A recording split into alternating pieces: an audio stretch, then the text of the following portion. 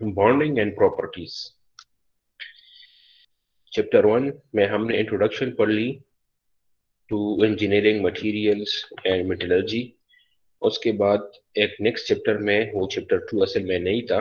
हमने ये कहा था कि चैप्टर 2 पे जाने से पहले हम कुछ मटेरियल टाइप्स डिस्कस कर लेते हैं। तो चैप्टर 2 से पहले जो चैप्टर था that was related two types of material, जिसमें हमने 4 डिफरेंट इंजीनियरिंग मटेरियल्स की ब्रीफ इंट्रोडक्शन कर ली, हर एक की डिफिनेशन कर ली, उनकी कुछ एग्जांपल्स, प्रॉपर्टीज और एप्लीकेशन वगैरह थोड़े बहुत डिस्कस कर लिए।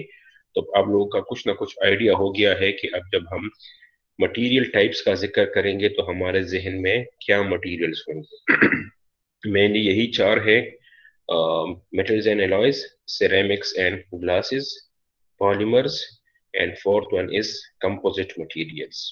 ठीक है। तो अब आगे जाके हम इन चारों को डिस्कस करेंगे, और चूंकि ये मेटलर्जी का कोर्स है तो हमारा फोकस जो है इस तरह मैंने पहले आपको बताया था कि हमारा फोकस फिर सिर्फ मेटल्स या एलॉयज के ऊपर होगा। ठीक है। तो स्टार्ट में ये इंट्रोडक्शन कर लेंगे। अभी ये जो चैप्टर है that is related to bonding. ठीक है। तो हम जो पढ़ेंगे बॉन्डिंग इन डिफरेंट मटेरियल्स, तो इस चैप्टर में हम सारे मटेरियल्स के बारे में पढ़ेंगे। ठीक है। फिर इससे आगे जाके चैप्टर 3 का ज्यादा हिस्सा, और फिर उसके ऑनवर्ड जो है नेक्स्ट चैप्टर्स में हम मेटल्स के ऊपर फोकस करेंगे। ठीक है। तो आपको पता होगा कि लास्ट क्लासेस में हमने जिक्र किया था बिल्कुल फर्स्ट क्लास में कि actually there are 4 fundamentals of engineering materials. और वो कौन कौन से हैं? वो है स्ट्रक्चर, प्रोसेसिंग, प्रॉपर्टीज एंड आखिर में परफॉर्मेंस। ठीक है। इन ही 4 चीजों के इर्द गिर्द जो है इंजीनियरिंग मटेरियल्स में आप पढ़ेंगे। ठीक है। तो अगर आप देख लीजिए स्ट्रक्चर, स्ट्रक्चर से स्टार्ट कर लेते हैं। स्ट्रक्चर, स्ट्रक्चर में बिल्कुल बेसिकली हमने पढ़ा था कि हर एक मटेरियल जो है वो बेसिकली एटम्स या मॉलिक्यूल से बना है, और उनके दरमियान बॉन्डिंग होती है। जब वो बॉन्डिंग कर लेते हैं तो फिर वो एक कंप्लीट मटेरियल बना देते हैं। आपने बॉन्डिंग के बारे में मैट्रिक और इसी के में भी सुना होगा कि डिफरेंट टाइप्स ऑफ बॉन्डिंग्स होते हैं, जिस तरह अयानिक बॉन्डिंग, कोवेलेंट बॉन्डिंग। ठीक है। इसमें कुछ परमानेंट बॉन्डिंग होती है। अयानिक बॉन्डिंग और कोवेलेंट बॉन्डिंग जो है वो परमानेंट बॉन्डिंग है। इसके अलावा कुछ टेम्पररी बॉन्ड्स भी होते हैं, जिस तरह हाइड्रोजन बॉन्डिंग वगैरह, या वंडरवाल फोर्सेस का जिक्र आपने सुना होगा एट इफिसी ऑफ मैट्रिक लेवल। ठीक है। तो अब इधर बॉन्डिंग का क्या है? बॉन्डिंग चूंकि आती है स्ट्रक्चर में, अगर आपको याद हो स्ट्रक्चर में हमने बिल्कुल स्टार्ट में पढ़ा था कि बेसिक जो स्ट्रक्चर है या उसका जो बिल्कुल बेसिक लेवल है वो है बॉन्डिंग। डिफरेंट एटम्स जो है, एक तो इंट सब एटॉमिक लेवल स्ट्रक्चर भी है कि एटम के अंदर फिर क्या है, लेकिन अमूमन एटम के अंदर हम इस तरह नहीं जाते जब तक हमें कुछ चीज रिक्वायर्ड ना हो। स्पेशली अभी जब मटेरियल्स में हमें पढ़ेंगे, हम पढ़ेंगे तो एटम्स के अंदर जाने की हमें जरूरत नहीं है कि एटम किन चीजों से बना है वगैरह। हम जो स्ट्रक्चर स्टार्ट करेंगे तो हम बॉन्डिंग से स्टार्ट करेंगे। ठीक है। और बॉन्डिंग भी एक बेसिक चीज है, हम ज्यादा फिर इसमें डिस्कस नहीं करते, लेकिन कम से कम आइडिया होना चाहिए कि किस तरह एटम जो है वो बॉन्ड बना लेते हैं। जब वो बॉन्डिंग बनाते हैं तो फोर्सेस का क्या होता है, एनर्जी का क्या होता है, इन चीजों का कुछ ना कुछ हम जिक्र कर लेंगे। और फिर इसके बाद नेक्स्ट जो चैप्टर है चैप्टर 3, उसमें भी स्ट्रक्चर हम डिस्कस करेंगे, लेकिन फिर जब वो एटम्स या मॉलिक्यूल्स बॉन्ड्स बना लेते हैं और फिर वो एक क्रिस्टलाइन या एमोर्फस फॉर्म में आते हैं तो फिर उनका स्ट्रक्चर कैसा होता है। ठीक है। तो ये जो अभी नेक्स्ट 2 चैप्टर्स है, chapter 2 and chapter 3, these are actually related to structure of engineering materials. ठीक है। और स्ट्रक्चर में अभी जो चैप्टर 2 है that is related to bonding, क्योंकि बॉन्डिंग भी एक फंडामेंटल लेवल ऑफ स्ट्रक्चर है। बॉन्डिंग से नेक्स्ट जो है फिर हम चैप्टर 3 में ये एमॉर्फस और क्रिस्टलाइन मटेरियल का जिक्र करेंगे, और स्पेशली हम मेटल्स में क्रिस्टलाइन स्ट्रक्चर्स पर डिस्कस कर लेंगे चैप्टर 3 में। ठीक है। तो ये एक आइडिया मैंने दे दिया। अब हम आते हैं चैप्टर 2 के ऊपर, कौन कौन से टॉपिक्स इन्वॉल्व है। फर्स्ट है व्हाट प्रमोट्स बॉन्डिंग, कि बॉन्डिंग क्यों होती है, एटम्स या मॉलिक्यूल्स आपस में बॉन्ड्स क्यों बनाते हैं, what types of bonds are there, कौन कौन से डिफरेंट टाइप्स ऑफ बॉन्ड्स हैं, what is bonding type present in different types of materials, ये जो हमने चार टाइप्स पढ़े हैं इनमें से किस टाइप में कौन सा बॉन्ड है, what properties are inferred from bonding, अगर इन चार डिफरेंट मटेरियल्स में डिफरेंट बॉन्डिंग है तो उनकी बेसिस पे उन मटेरियल की प्रॉपर्टीज क्या होगी, या अगर किसी मटेरियल में किसी टाइप बॉन्ड मौजूद है तो उसी वजह से उसकी प्रॉपर्टीज पे क्या असर पड़ेगा। ठीक है, तो ये 4 डिफरेंट क्वेश्चंस के हम आंसर्स जो है वो ढूंढेंगे अपने इस चैप्टर में। ठीक है, इसमें ये जरा याद रखें कि इसमें जो पहले दो है क्वेश्चंस या topics, what promotes bonding and what types of bonds are there. ठीक है, ये एक्चुअली अगर आप देख लें कि डिफरेंट टाइप्स ऑफ बॉन्ड्स कौन से हैं और एटम्स बॉन्ड्स क्यों बनाते हैं, ठीक है, ये सारा डिस्कशन जो है ये आपके मैट्रिक लेवल का है या एपीसी लेवल का है ज्यादा से ज्यादा। ठीक है, ज्यादा से ज्यादा ये एपीसी लेवल का है। तो इसमें जो चीजें डिस्कस हो गई है, चूंकि स्लाइड्स तो ज्यादा मौजूद है लेकिन हम उनके डिटेल में नहीं जाएंगे।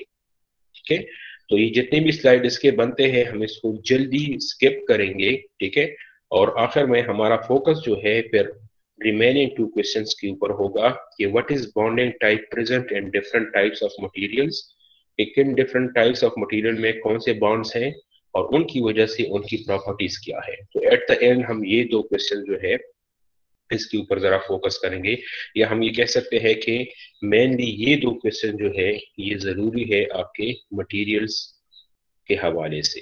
ठीक है, तो हम स्टार्ट करेंगे, लेकिन इसमें जिस तरह मैंने बता दिया ये पहले 2 क्वेश्चन जो है इसको हम जल्दी स्किप करेंगे और मैं आप लोगों से क्वेश्चन करता रहूंगा कि आप मुझे बताएं ये क्या है और ये क्या है। इसमें वही चीजें हैं कि एटम जो है उसमें शेल्स होते हैं, उसमें एटम्स होते हैं, वो बॉन्ड्स बनाते हैं, वो आयनिक हो सकते हैं बाय लूजिंग ऑफ इलेक्ट्रॉन्स या कोवेलेंट हो सकते हैं बाय शेयरिंग ऑफ इलेक्ट्रॉन्स।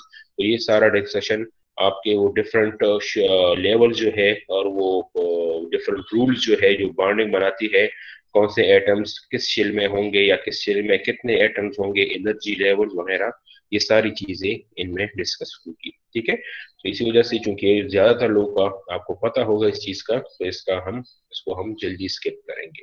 ठीक है, अच्छा बहरहाल मुझे जरा बताएं first of all what promotes bonding, क्या आता है आपके जहन में जब आप बॉन्डिंग का सुनते हैं कि ये बॉन्डिंग क्यों होती है, तो इसका क्या आंसर है? एक्साइटेशन जी, स्टेबिलिटी के लिए, स्टेबिलिटी के लिए स्टेबल हो जाए अपना अच्छा, स्टेबिलिटी के लिए, क्या मतलब स्टेबिलिटी के लिए?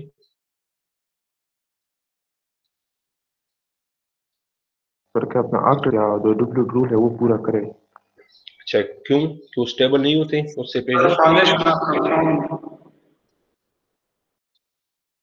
नो सर, क्या formation of compound formation of compounds, compounds क्यों बनाएंगे to ji? become stable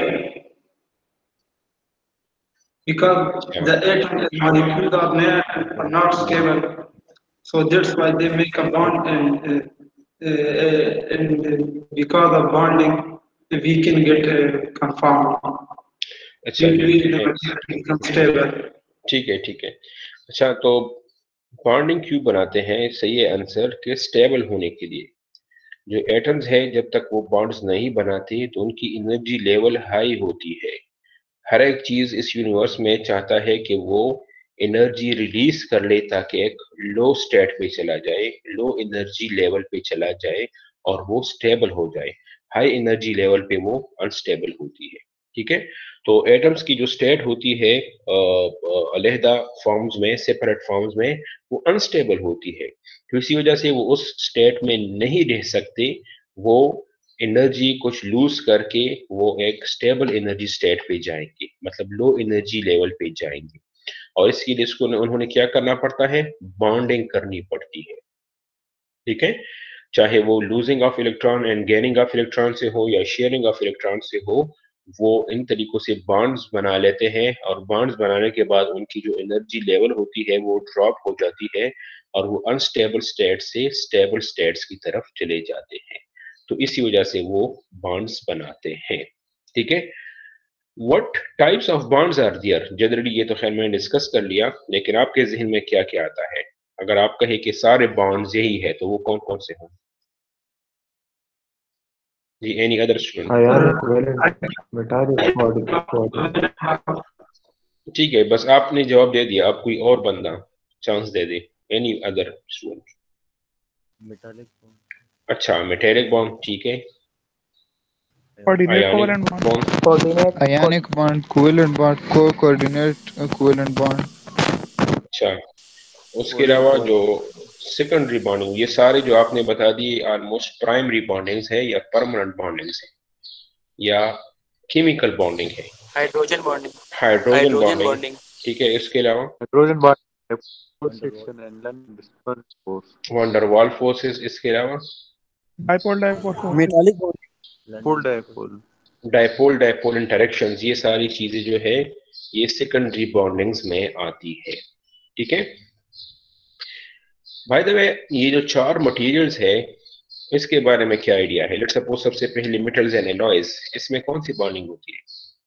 metallic अच्छा, आयनिक मेटालिक। बॉन्ड आयनिक होती है या मेटालिक होती है? सर दोनों होती है सर, उसमें बस इलेक्ट्रॉन ट्रांसफर होता है। नहीं, तो वो जो ट्रांसफर होती है तो दूसरा एटम उसको गेन करता है? यस सर, नहीं करता, वो मेटल लूज कर. वो लूज कर लेता है और सारे जो है इलेक्ट्रॉन्स अलहदा फॉर्म में इन द मटेरियल जो है वो मौजूद होते हैं, मेटल में मौजूद होते हैं। तो इसको आप आयनिक नहीं कहते, इसको आप कहते हैं मेटेलिक बॉन्डिंग। ठीक है, तो जितनी भी मेटल्स एंड एलॉयज है इन सारों में मेटेलिक बॉन्ड्स होती है, जिसमें हर एक एटम जो है वो वैलेंस इलेक्ट्रॉन्स को लूज कर लेता है और वो किसी भी एटम के साथ अलहदा नहीं होते। आप कह सकते हैं कि वो सराउंडिंग में जितनी भी एटम है सारों के साथ मौजूद होते हैं या सबके साथ काउंट किए जाते हैं। तो इस तरह एक लार्ज नंबर ऑफ इलेक्ट्रॉन्स होती है और उनके दरमियान जो है पॉजिटिव आयंस मौजूद होती है, जिसको हम कहते हैं कि इलेक्ट्रॉन क्लड या इलेक्ट्रॉन सी। इस तरह के डिफरेंट नाम जो है इनके लिए मौजूद है। तो ये जो है इस बॉन्डिंग को हम कहते हैं मेटेलिक बॉन्डिंग। ठीक है, व्हाट अबाउट सिरेमिक्स? सर उसमें से कोवेलेंट बॉन्ड होती है। अच्छा, आयनिक नहीं हो सकती? For example NaCl, sodium chloride, वो तो खैर इंजीनियरिंग मटेरियल में इस तरह काउंट नहीं होता, लेकिन फिर भी एक सिरेमिक मटेरियल तो है, तो उसमें बॉन्डिंग क्या होती है? Ionic sir. आयनिक और होती है। covalent. ठीक है, तो आप कह सकते हैं कि कोवेलेंट जो सिरेमिक्स है उसमें आयनिक भी हो सकती है, कोवेलेंट भी हो सकती है। और इस तरह कोवेलेंट भी अगर आप देख लें तो उसका ये भी हो सकता है कि बास कोवेलेंट बॉन्ड्स की जो है टेंडेंसी वो आयनिक की तरफ हो और बास की कोवेलेंट की तरफ हो। तो इसका झुकाव एंड पे आप देखेंगे कि जो ज्यादा है टेंडेंसी टुवर्ड्स आयनिक है। मतलब अगर कोवेलेंट बॉन्ड भी हो तो वो जो हम कहते हैं ना energy difference, sorry electronegativity difference, तो इलेक्ट्रोनेगेटिविटी डिफरेंस अगर ज्यादा हो तो डेफिनेटली जो शेयर्ड इलेक्ट्रॉन्स है ना वो एक एटम की तरफ ज्यादा होंगे, दूसरे एटम की तरफ वो कम होंगे। मतलब फासला एक से ज्यादा होगा, दूसरे की तरफ कम होगा। तो अगर वो कोवेलेंट भी हो लेकिन वो टेंडेंसी जो है वो आयनिक की तरफ होती है अमूमन सिरेमिक्स में। ठीक है, तो या तो होगी आयनिक या होगी कोवेलेंट, लेकिन वो टेंडेंसी भी आयनिक की तरफ होगी। ठीक है, तो अगर क्वेश्चन पूछा जाए और कोई बंदा सिर्फ कहे कि आयनिक है या ज्यादातर आयनिक है तब भी ठीक है, अगर कोई कहे कि कोवेलेंट भी है और आयनिक भी है तब भी ठीक है, लेकिन टेंडेंसी जो है वो ज्यादातर आयनिक की तरफ है। अच्छा, what about polymers? Covalent sir. Covalent. Hydrogen bonding. अच्छा, कौन सा ठीक है, कोवेलेंट है या हाइड्रोजन है?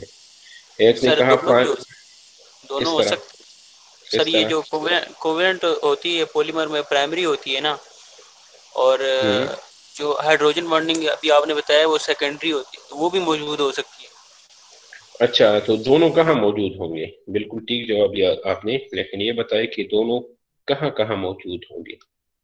सर ये जब हम किसी जिस तरह मेटल या नॉन मेटल दूसरे के साथ अटैच करते हैं ना इसे, तब इसमें हम्म, कोवेलेंट हो सकती है, और वो जो एच और सी वाले बॉन्ड्स होते हैं वो हाइड्रोजन हो सकती हैं। ठीक है। आपको पता है कि पॉलीमर जो है वो एक लॉन्ग चेन्ड मॉलिक्यूल्स होते हैं उसमें, तो विद इन अ मॉलिक्यूल, ठीक है, विद इन अ मॉलिक्यूल जो है ये कोवेलेंट होते हैं। For example carbon to carbon, carbon to hydrogen, या कोई और एटम हो, और एक मॉलिक्यूल का जब दूसरे मॉलिक्यूल से हो तो वो फिर होता है सेकेंडरी बॉन्डिंग।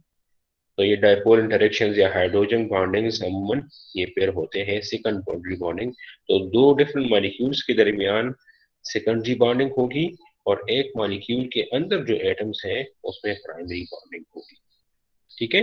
कंपोजिट चूंकि बना है डिफरेंट टाइप्स ऑफ मटेरियल से, उसमें मेटल और सिरेमिक्स भी हो सकते हैं, मेटल और पॉलीमर भी हो सकते हैं, सिरेमिक और पॉलीमर भी हो सकते हैं।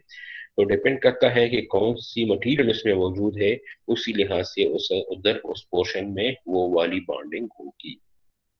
ठीक है। What properties are inferred from bonding, अब इनकी वजह से कौन कौन सी प्रॉपर्टीज होती है ये इस चैप्टर के एंड पे थोड़ा बहुत डिस्कस कर लेंगे। ठीक है। तो ये चैप्टर जो है this is related to bonding. ये अभी जो जितनी डिस्कशन हमने की ये सारे अब हम स्लाइड्स में पढ़ेंगे, और इस तरह मैंने बता दिया ये जो स्टार्टिंग स्लाइड्स है, ठीक है, कि ये डिफरेंट शेल्स, इलेक्ट्रॉनिक कॉन्फ़िगरेशंस, ये डिफरेंट मॉडल्स, ये हम और कौन कौन से बॉन्ड्स है, कोवेलेंट क्या होता है, अयानिक क्या होता है, ये सारी चीजें हम जरा जल्दी स्किप करेंगे, और फिर ये जो रिमेनिंग लास्ट टू क्वेश्चंस है इनके ऊपर हम थोड़ा टाइम गुजार लेंगे। ठीक है। तो let's start. Introduction. Properties of material depend on atomic structure and inter atomic bonding. For example आप देख ले ग्रेफाइट को और डायमंड को, ठीक है, both are forms of carbon. Graphite जो है वो भी कार्बन है, और जो वो है डायमंड जो है वो भी कार्बन है, लेकिन दोनों में डिफरेंस क्या है जरा देख ले आप। ग्रेफाइट जो है soft and greasy, whereas diamond is the hardest known material. Different behavior is due to different bonding characteristics. ठीक है। ये जो ग्रेफाइट है इसमें अमूमन लेयर्स होती है, और दो लेयर्स के दरमियान जो बॉन्डिंग होती है वो अमूमन सेकेंडरी बॉन्डिंग होती है। ठीक है। जबकि इसके मुकाबले में अगर आप डायमंड का स्ट्रक्चर देख ले तो वो एक इंटरलॉक स्ट्रक्चर होता है, उसमें थ्रू आउट द मटेरियल जो है स्ट्रॉन्ग कोवेलेंट बॉन्ड मौजूद होती है। ठीक है। तो एक ही चीज है कार्बन, लेकिन अगर वो डिफरेंट फॉर्म्स में हो, ग्रेफाइट में सेकेंडरी बॉन्डिंग भी आ जाती है, डायमंड में ओवरऑल प्राइमरी बॉन्डिंग होती है। तो इसी वजह से जो डायमंड है वो एक हार्ड मटेरियल है, जबकि वही कार्बन जो ग्रेफाइट फॉर्म में मौजूद होता है तो रिलेटिवली वो सॉफ्ट मटेरियल होता है। बल्कि डायमंड जो है काफी ज्यादा हार्ड है, उसके मुकाबले में ग्रेफाइट काफी सॉफ्ट मटेरियल है। तो अगर सेम चीज भी है लेकिन स्ट्रक्चर डिफरेंट है, बॉन्डिंग्स डिफरेंट है, ठीक है, तो bonding which is bonding it is actually a level of structure, और फिर उसके बाद जो स्ट्रक्चर देख ले वो भी डायमंड का और ग्रेफाइट का डिफरेंट होता है। तो इसी वजह से उनकी प्रॉपर्टीज भी डिफरेंट हो जाती है। तो ये वही बात है जो हमने डिस्कस की थी कि प्रॉपर्टीज डिपेंड करती है स्ट्रक्चर के ऊपर। आप किसी मटेरियल का स्ट्रक्चर चेंज करेंगे तो इसके साथ प्रॉपर्टीज जो है वो डेफिनेटली इफेक्ट होगी। तो इसमें वो एक एग्जांपल दी गई है, और ये बताया गया है, एक्चुअली ये इंपॉर्टेंस शो कर रहा है कि एटॉमिक बॉन्डिंग या एटॉमिक स्ट्रक्चर का क्या इंपॉर्टेंस है प्रॉपर्टीज में। ठीक है। अच्छा, नेक्स्ट कुछ डिफिनेशंस है, अगेन ये डिफिनेशंस हम रिपीट नहीं करेंगे। ठीक है। एटॉमिक नंबर क्या है ये आपको पता है, एटॉमिक मास क्या है ये भी पता है, आइसोटोप्स क्या है ये भी पता है, एटॉमिक मास यूनिट क्या है, ठीक है, AMU, ये सारी चीजें आप लोगों को पता है। ठीक है। फिर भी अगर पता नहीं है बुक में जाके देख ले, इस तरह एग्जाम के लिहाज से भी इससे कुछ ज्यादा जो है एग्जाम वगैरह में भी इन्वॉल्व नहीं होगा। ये जस्ट चूंकि हम बॉन्डिंग डिस्कस कर रहे हैं तो ये चीजें आपको पता होनी चाहिए। ठीक है। बहरहाल आप फिर देख लें, बुक में भी देख लें, अगर फिर भी आप चाहते हैं कि नहीं हम अंडरस्टैंडिंग इस तरह नहीं है तो फिर हम किसी टाइम डिस्कस कर लेंगे, लेकिन आई थिंक इसके ऊपर टाइम ज्यादा करने की जरूरत नहीं है। ठीक है। व्हाट डू यू थिंक, क्या ख्याल है आपका? बेसिक कंसेप्ट से तो आते हैं ना, आपको क्लियर है? अगर क्लियर ना भी हो तो आप क्लियर करा सकते हैं। ये सर आप कंटिन्यू करें। ठीक है, फिर है इलेक्ट्रॉन्स एंड एटम्स। क्योंकि अब हम बॉन्डिंग्स की तरफ आते हैं तो उससे पहले ये एटम का स्ट्रक्चर डिस्कस करना होता है कि एटम में जो डिफरेंट शेल्स है उसमें कौन कौन से इलेक्ट्रॉन्स है, और उसमें जो वैलेंस इलेक्ट्रॉन्स है फिर वो बॉन्डिंग में इन्वॉल्व होती है। तो अब इस चीज का जिक्र आ रहा है। Electrons and atoms, Bohr atomic model based on the principle of quantum mechanics, electrons revolve in discrete orbits with specific value of energy। ठीक है, तो अब हम ये आते हैं वो इलेक्ट्रॉनिक कन्फिगुरेशन की तरफ। तो उसके लिए एक मॉडल है जिसको हम कहते हैं बोर एटॉमिक मॉडल। ठीक है, बोर एटॉमिक मॉडल में क्या होता है कि दरमियान में एक न्यूक्लियस है एटम के, और सराउंडिंग में डिफरेंट शेल्स है, डिस्क्रीट शेल्स है, मतलब खास खास एनर्जी होती है उनकी, उन शेल्स की, और उन शेल्स में जो है वो इलेक्ट्रॉन्स मौजूद होती है। और किस शेल में कितने इलेक्ट्रॉन्स होंगे, कौन सा शेल पहले फिल होगा, ये फिर डिपेंड करता है उसकी इलेक्ट्रॉनिक कन्फिगुरेशन पे, और उसके कुछ खास रूल्स है। ठीक है, तो ये सारी चीजें बेस्ड है on the bore atomic model. फिर उसमें आती है ये क्वांटम नंबर्स, इसमें फिर ये principal quantum number, sub shell quantum number, energy states, मतलब मेन जो शेल है उसके अंदर फिर शेल्स होती है, और उन शेल्स के अंदर भी वो डिफरेंट पर कैटेगरीज होती है कि कौन सा पहले फिल्ड होगा, कौन सा बाद में फिल्ड होगा। ठीक है, तो ये वो सारी चीजें हैं। उसके बाद स्पिन क्वांटम नंबर है कि वो जो इलेक्ट्रॉन रोटेशन करता है वो किस डायरेक्शन में होगा। तो ये सारी चीजें उसके साथ रिलेवेंट है, जिसको हम कहते हैं क्वांटम नंबर्स। ठीक है, और ये अगेन वो डिफरेंट शेल्स है, वो एक फिगर फॉर्म में दिखाई देती है कि कितने डिफरेंट शेल्स है एक एटम के अंदर, और उसको फिल करने के लिए इन्होंने रूल्स बनाए हैं कि कौन सा पहले फिल होगा, कौन सा बाद में फिल होगा, कौन सा शेल जो है कितने लेवल पे होता है, और वो किस नंबर पे फिल होगा। ठीक है, तो ये सारी चीजें इसके साथ रिलेवेंट है। इलेक्ट्रॉन एनर्जी स्टेट्स, अगेन वही चीज रिपीट हो रही है कि डिफरेंट एनर्जी लेवल्स होती है, फिर मेन एनर्जी लेवल्स के अंदर सब एनर्जी लेवल्स है। ठीक है, और उनमें भी डिफरेंट पेयर ओरिएंटेशन है, ये एस पी डी एफ वगैरह, ये डिफरेंट पेयर कैटेगरीज है, और उनमें से कौन सा फिल होगा, कौन सा बाद में फिल होगा, ये अगेन ये सारी चीजें इधर एक फिगर या एक आप कह सकते हैं कि एक डायग्राम फॉर्म में वो स्केच की गई है किसी खास कंडीशन के लिए। या इसमें जो है इन 1 2 3 4, 1 से लेकर 4 मेन शेल तक ये थोड़े बहुत डिस्कस की गई है in the form of a diagram.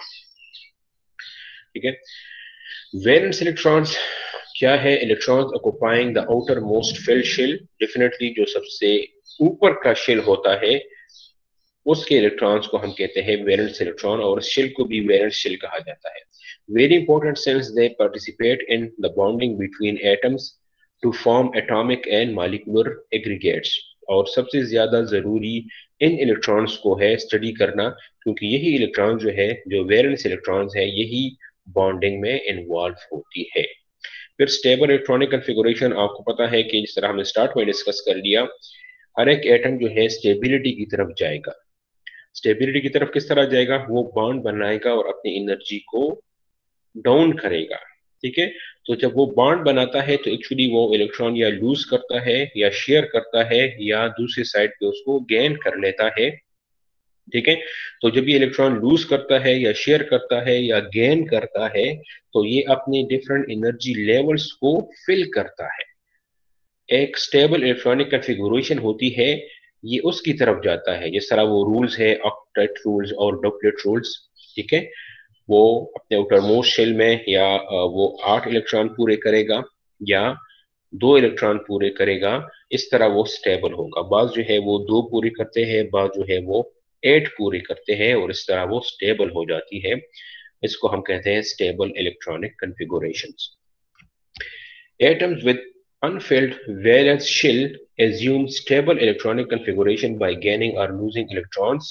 मतलब जब ये completely gain या lose करता है तो इससे ionic bonds बनती है, और by sharing electrons with other atoms, और अगर वो शेयर कर लेती है आपस में तो इससे covalent bonds बनते हैं। स्टेबल इलेक्ट्रॉनिक कन्फिगुरेशन अगेन वही चीजें है, इस पीडीएफ और ये सारी रूल्स अगेन ये आपको पता होंगे। अगर नहीं भी पता तो इधर इसकी तरफ जाने की जरूरत नहीं है, क्योंकि इस कोर्स में हम ये एक्सपेक्ट नहीं करते कि आप इलेक्ट्रॉनिक कॉन्फ़िगरेशन जो है वो बना लें, ये जस्ट आपको एक आइडिया देने के लिए है, ठीक है। हैव कंप्लीट इस and P subshells. Stable electronic configuration क्या होती है? ये वो होती है कि जिसमें कंप्लीट इस एंड पी सबशेल्स हो, टेंड टू बी अनरिएक्टिव, ठीक है।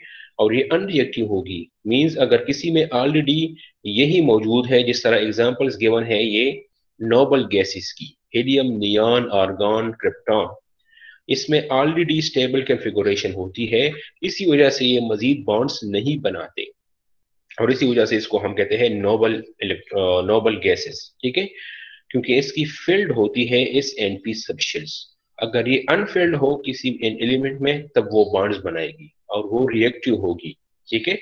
लेकिन ये जो नॉर्मल गैसेस है ये अनरिएक्टिव है, क्यों? क्योंकि ऑलरेडी इसकी जो इलेक्ट्रॉनिक कॉन्फ़िगरेशन है वो स्टेबल होती है और इसकी एनर्जी लेवल जो है वो मिनिमम होती है।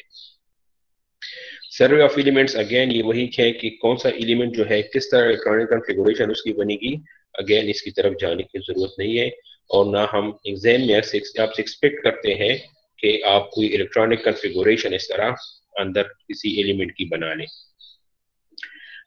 पीरियोडिक टेबल सब कुछ जो है वो बेस्ट है अंडर पीरियोडिक टेबल, ठीक है, कि एलिमेंट्स क्या है और सॉरी एलिमेंट्स जो है मेटल्स क्या है, नॉन मेटल्स क्या है, वो कौन से मेटल्स है जो जिनकी कैरेक्टरिस्टिक इंटरमीडिएट होती है मेटल्स और नॉन मेटल्स की, हर एक का एटॉमिक नंबर वगैरह ये आपके पास in the form of periodic table मौजूद होता है, ठीक है।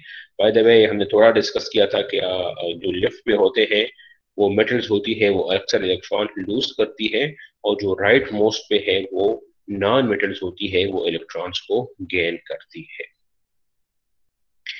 द पीरियोडिक टेबल, ठीक है, अगेन अब पीरियोडिक टेबल जो है थोड़ा बहुत वो उसमें एक्सप्लेनेशन की तरफ थोड़े बहुत चले गए हैं, लेकिन अगेन हम इसको स्किप करेंगे। ये ऑलरेडी आपको पता है कि उसमें पीरियड्स होती है, कॉलम्स होती है, एट उसमें उसके अंदर फिर ग्रुप्स होती है, लेफ्ट पे मेटल्स है, राइट पे नॉन मेटल्स है वगैरह वगैरह, इसके अंदर जाने की जरूरत नहीं है, ठीक है।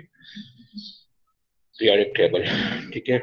चलिए ये कुछ इलेक्ट्रोपॉजिटिव और इलेक्ट्रोनेगेटिव का जिक्र है। तो लेफ्ट पे जो है जो रेड कलर में शो किए गए हैं, हाईलाइट किए गए हैं, दीज आर मेटल्स और ये मेटल जो है इलेक्ट्रोपॉजिटिव एलिमेंट्स होते हैं। क्यों? Readily give up electrons to become positive ion, ये जल्दी इलेक्ट्रॉन लूज करके पॉजिटिव आयन्स बनाते हैं, जबकि इसके अगेंस्ट राइट साइड पे देख लें तो जो नॉन मेटल्स है वो इलेक्ट्रोनेगेटिव होती है, they readily acquire electrons to become negative ions, ठीक है। तो अगर कोई एलिमेंट ज्यादा इलेक्ट्रोपॉजिटिव हो तो वो इलेक्ट्रॉन लूज करेगा, दूसरी साइड पे ज्यादा इलेक्ट्रो नेगेटिव हो वो इलेक्ट्रॉन गेन करेगा और इन दोनों के दरमियान जो बॉन्ड बनेगी वो फिर आयनिक बॉन्ड होगी, क्योंकि ये इलेक्ट्रॉन लूज या गेन करते हैं completely.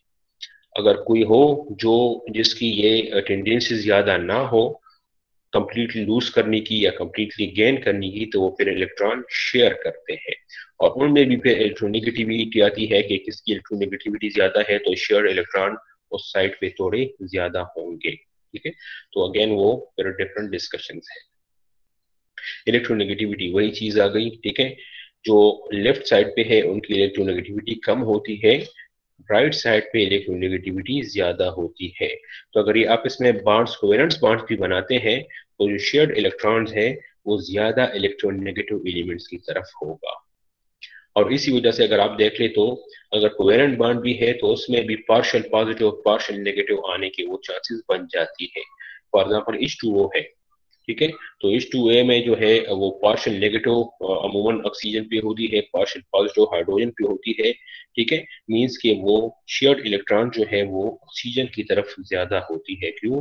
This are because of electronegativity differences. Bonding forces and energy, अब इससे थोड़ा बहुत जो है हमारे काम की चीज आ रही है, ठीक है।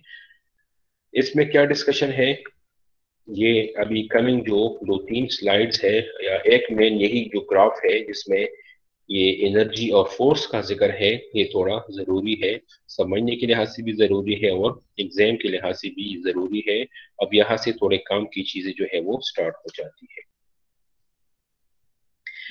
अच्छा, तो बॉन्डिंग एनर्जीज, अच्छा इसकी तरफ जाने से पहले आप थोड़ा आइडिया बना लें कि जब दो इलेक्ट्रॉन्स बॉन्ड्स बनाती है, ठीक है, सॉरी, दो एटम्स बॉन्ड्स बनाती है, चाहे वो दो हाइड्रोजन एटम्स मिलके हाइड्रोजन मॉलिक्यूल बनाती है या कोई भी बॉन्ड हो, इससे अलग मतलब इसकी तरफ जाने की जरूरत नहीं है कि कोवेलेंट है या आयनिक है। लेकिन जब दो एटम्स बॉन्ड बनाएगी, ठीक है, तो एक्चुअली अंदर क्या सिनेरियो होगा related to force and energies, ठीक है। जब दो एटम्स बॉन्ड्स बनाती है तो फोर्सेस का क्या असर होगा उसमें, या फोर्सेस इंक्रीज या डिक्रीज किस तरह होंगे, ठीक है। एनर्जीज पे क्या असर होगा, एनर्जी ज्यादा होगी या कम होगी, कब ज्यादा होगी कब कम होगी, वो एक दूसरे के करीब जो एटम्स जितने ज्यादा आती है बॉन्ड्स बनाने के लिए ताकि कंप्लीट बॉन्ड बना ले, उनके अंदर क्या सिचुएशन होती है, सिनेरियो एक्चुअली क्या होती है regarding to force and energy, ये अब डिस्कशन जो है नेक्स्ट स्लाइड में आएगा, ठीक है। थोड़ा बहुत ही जरा आप एक आइडिया बना लें क्या होगा वैसे आपके ख्याल में। लेट्स सपोज अगर हम फोर्स का जिक्र कर लें, ठीक है, आप कंसिडर कर लें दो इलेक्ट्रॉन्स हैं, सॉरी दो एटम्स हैं, वो बॉन्ड्स बनाने लगी है, ठीक है। तो क्या होगा, लेट्स सपोज वो एक दूसरे से एक खास डिस्टेंस पे मौजूद है, थोड़े ज्यादा डिस्टेंस पे, तो अगर हम फोर्स का जिक्र कर ले तो उनके दरमियान फोर्स क्या होगी, अट्रैक्टिव फोर्स होगी या रिपल्सिव फोर्स होगी जी। और अगर डिस्टेंस ज़्यादा होगी तो फिर रिपल्सिव होगी। डिस्टेंस ज्यादा हो तो रिपल्सिव होगी, क्यों? एक दोनों को रिपेल कर रही है ना।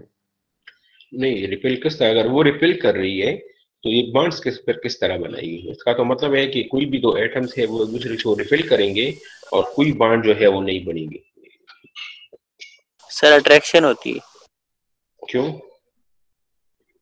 सर ये वो हमने एक फिजिक्स में वो पढ़ा था ना, एक नेगेटिव साइन होता है कोई, कि जब दूर होती है ना तो उसे अट्रैक्ट कर रही होती है, तो वो जितना करीब आता है ना, क्योंकि वो नेगेटिव साइन होता है तो वो अपोज करता है उसके मोशन को, तो जितना करीब आ जाता है फिर वो रिपेलियन करना शुरू कर देता है। नहीं तो अट्रैक्टिव क्यों होगी? ताकि बॉन्ड फॉर्म हो जाए। नहीं तो क्यों न्यूक्लियस होगी? पॉजिटिव चार्ज है और इलेक्ट्रॉन नेगेटिव चार्ज है। नहीं वो तो एक दूसरे न्यूक्लियस के, पॉजिटिव चार्ज है, इलेक्ट्रॉन नेगेटिव चार्ज। तो इस तरह तो नेगेटिव इलेक्ट्रॉन दोनों के नेगेटिव भी है तो रिपेल क्यों नहीं करती? तो सबसे पहले तो इलेक्ट्रॉन एक दूसरे के करीब आएंगे, सर दूर उसकी मौजूद है। स्पिन वैल्यू डिफरेंट होती है सर। एटम में इलेक्ट्रॉन आयरन जो स्पिन वैल्यू 1 तरफ दूसरे मिलेंगे तो यार ये आपको पता है कि यूनिवर्स में हर एक दो चीजें एक दूसरे को अट्रैक्ट कर रही है, यही वजह है कि दो एटम्स भी है तो वो भी एक दूसरे को अट्रैक्ट करेगी। हाँ वो अट्रैक्शन काफी कम होगी अगर डिस्टेंस ज्यादा है, लेकिन फिर भी इनकी हम कहेंगे कि हर एक दो चीज, हर एक दो एटम, हर एक दो बॉडीज के दरमियान अट्रैक्टिव फोर्सेस मौजूद है।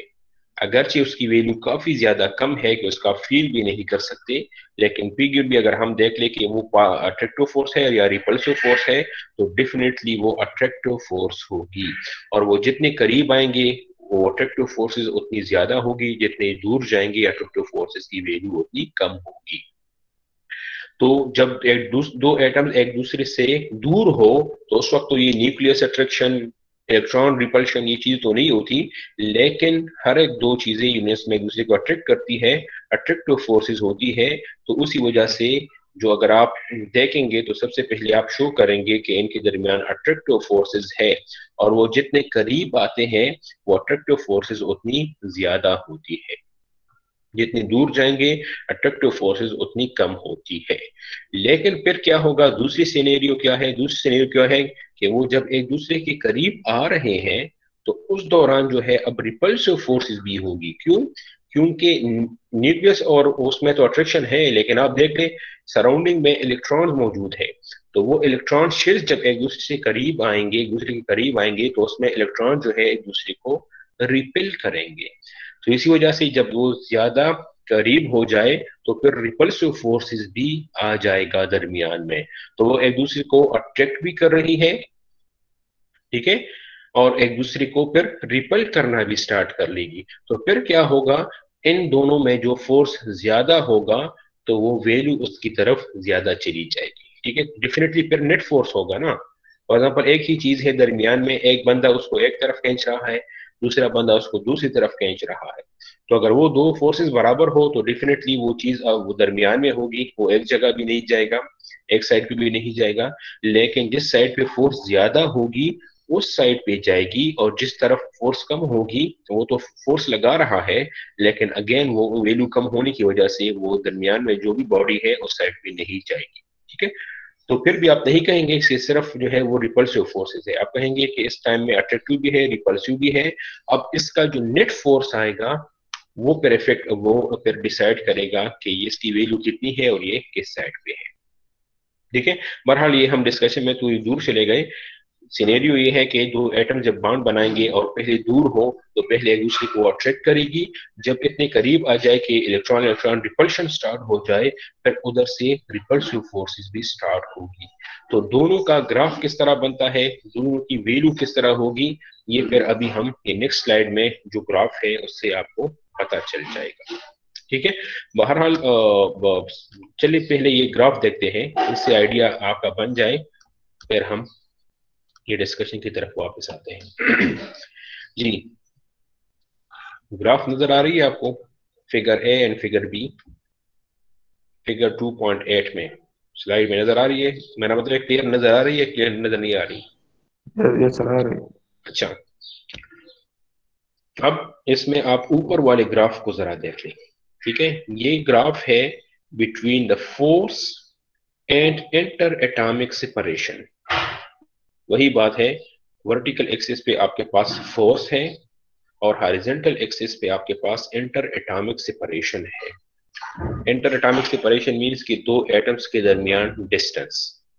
ठीक है, और वर्टिकल साइड पे आपके पास है फोर्स। वो फोर्स जो है अट्रैक्टिव भी हो सकती है, ऊपर पॉजिटिव दिखाया गया है, और रिपल्सिव भी हो सकती है, नीचे नेगेटिव दिखाया गया है। दरमियान में जो वैल्यू है वो है 0। ठीक है, हॉरिजॉन्टल एक्सिस पे हमारे पास है इंटर एटॉमिक सेपरेशन, दो एटम्स एक दूसरे से कितने दूर है, या दोनों की जो न्यूक्लियस है सेंटर ऑफ द न्यूक्लियस से दूसरे सेंटर ऑफ द न्यूक्लियस की तरफ, दूसरे सेंटर ऑफ द न्यूक्लियस तक जितना डिस्टेंस है आप कंसिडर कर ले, हम इसको ले रहे हैं ऑन द हॉरिजॉन्टल एक्सिस।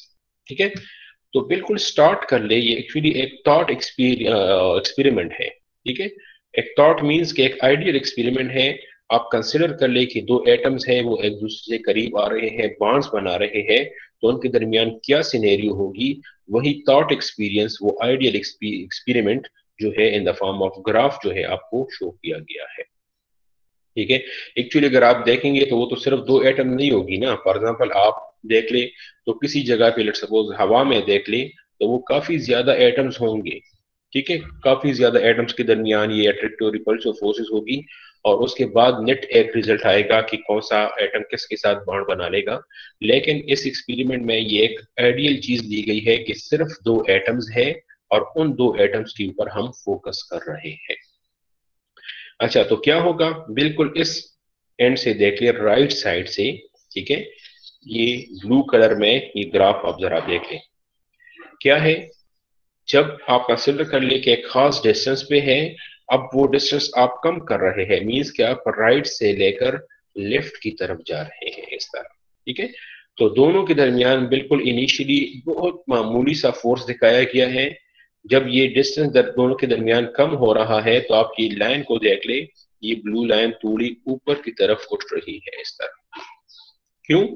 इधर तक ये शो कर रहा है कि जब दो एटम्स दूसरे के करीब आ रहे हैं तो उनके दरमियान जो रिपल्सिव फोर्सेस है वो ज्यादा हो रही है। ठीक है, यहां तक आप देख लें। इसके बाद फिर नीचे ये रिपल्सिव फोर्स भी इंक्लूड हो रहा है डॉटेड फॉर्म में, और ऊपर जो अट्रैक्टिव फोर्स है वो भी एक डॉटेड फॉर्म में या डैश्ड फॉर्म में जो है ऊपर की तरफ चली गई है। ठीक है, तो मींस के यहां से लेकर यहां तक इनके दरमियान सिर्फ अट्रैक्टिव फोर्स है। क्यों? क्योंकि वो एटम्स इतने करीब नहीं है कि उनके दरमियान इलेक्ट्रॉनिक रिपल्शन आ जाए। तो यहां से लेकर यहां तक जब ये एक दूसरे के करीब आएंगे तो इनके दरमियान अट्रैक्टिव फोर्सेस इंक्रीज होती जाएगी यहां तक। फिर यहां के बाद क्या होगा, यहां से नीचे आप देख ले डैश लाइन जो है शो की गई है, मींस कि यहां से रिपल्सिव फोर्सेस भी एक्शन में आ जाएगी। क्यों? क्योंकि अब वो इतने करीब आ गए हैं कि जो इलेक्ट्रॉन्स है शेल्स में, ये एक दूसरे को रिपल कर रही है। ठीक है, वो रिपेल कर रही है, तो इसी वजह से नीचे डैश लाइन में रिपल्सिव फोर्स भी शो हो रहा है। इसके बाद अब क्या होगा ये देख लें। ऊपर अट्रैक्टिव फोर्स भी है। ठीक है, आप कह लें कि न्यूक्लियस और इलेक्ट्रॉन्स के दरमियान या वैसे जो दो एटम्स के दरमियान अट्रैक्टिव फोर्सेस होती है वो बॉन्ड्स भी बनाएगी ना, तो अट्रैक्टिव फोर्स होगी, वो भी है, और नीचे अब रिपल्सिव फोर्स भी एक्शन में आ गई है। तो यहां से लेकर आगे अब आपके पास दो फोर्सेस होंगे, एक अट्रैक्टिव फोर्सेस और दूसरा रिपल्सिव फोर्सेस। तब इसके बाद जो है सिनेरियो क्या होगी, ये जो बोल्ड लाइन है या कंटिन्यूस लाइन है, आप इसको जरा देख ले, ये तो टाइम के लिए ऊपर चली गई है, पीक पे चली गई है और फिर नीचे ड्रॉप होना स्टार्ट हो गई है। क्यों? क्योंकि इस पॉइंट से आगे जो है रिपल्सिव फोर्सेस डोमिनेंट है और वो उसको नीचे की तरफ ले जा रहा है, हत्ता कि वो जीरो फोर्स पे आ जाता है, और उससे भी थोड़ा आगे फिर आप जाएंगे, एकदम एक दूसरे के करीब मजीद होंगे, तो वो फोर्स जो है फिर रिपल्शन की तरफ स्टार्ट हो जाएगी। ठीक है, तो इस ग्राफ को देख लें अब किस तरह है, यहां से लेकर ऊपर की तरफ जा रहा है, जा रहा है, जा रहा है, एक पीक पे जाके वो दोबारा नीचे ड्रॉप होना स्टार्ट कर लेती है, और इस पॉइंट को वो इस हॉरिजॉन्टल लाइन को टच कर लेती है और इसके बाद नीचे ड्रॉप होना स्टार्ट कर लेती है। ठीक है, तो आप इस पॉइंट को देखें जिस पे ये ग्राफ इस हॉरिजॉन्टल लाइन को टच कर रही है, मींस के जब दोनों एटम्स के दरमियान डिस्टेंस इतना हो, ये आप लाइन देख ले, ये आर नॉट डिस्टेंस जो शो की गई है। ठीक है, जब आर नॉट डिस्टेंस हो तो दो एटम्स के दरमियान जो वो फोर्स है वो क्या होगी, रिपल्सिव होगी या अट्रैक्टिव होगी? ग्राफ को देख ले और मुझे इस बात की जवाब दे दे कि जब डिस्टेंस आर नॉट हो, मींस ये जो हॉरिजॉन्टल एक्सिस है इस पे डिस्टेंस आर नॉट हो, ठीक है, तो इस केस में क्या होगा, फोर्स क्या होगी, बैलेंस बैलेंस्ड होगी, न्यूट्रल होगी, ना पॉजिटिव होगी और ना नेगेटिव होगी। ठीक है, इससे आप राइट साइड की तरफ जाते हैं, मतलब डिस्टेंस ज्यादा करते हैं तो अट्रैक्टिव फोर्सेस ज्यादा होगा, और लेफ्ट पे जाते हैं तो फिर रिपल्सिव फोर्सेस ज्यादा होगा। तो क्या ख्याल है, जब वो बॉन्ड बनाते हैं तो बॉन्ड बनाने के बाद इसके ऊपर नेट कोई फोर्स होना चाहिए या नहीं होना चाहिए?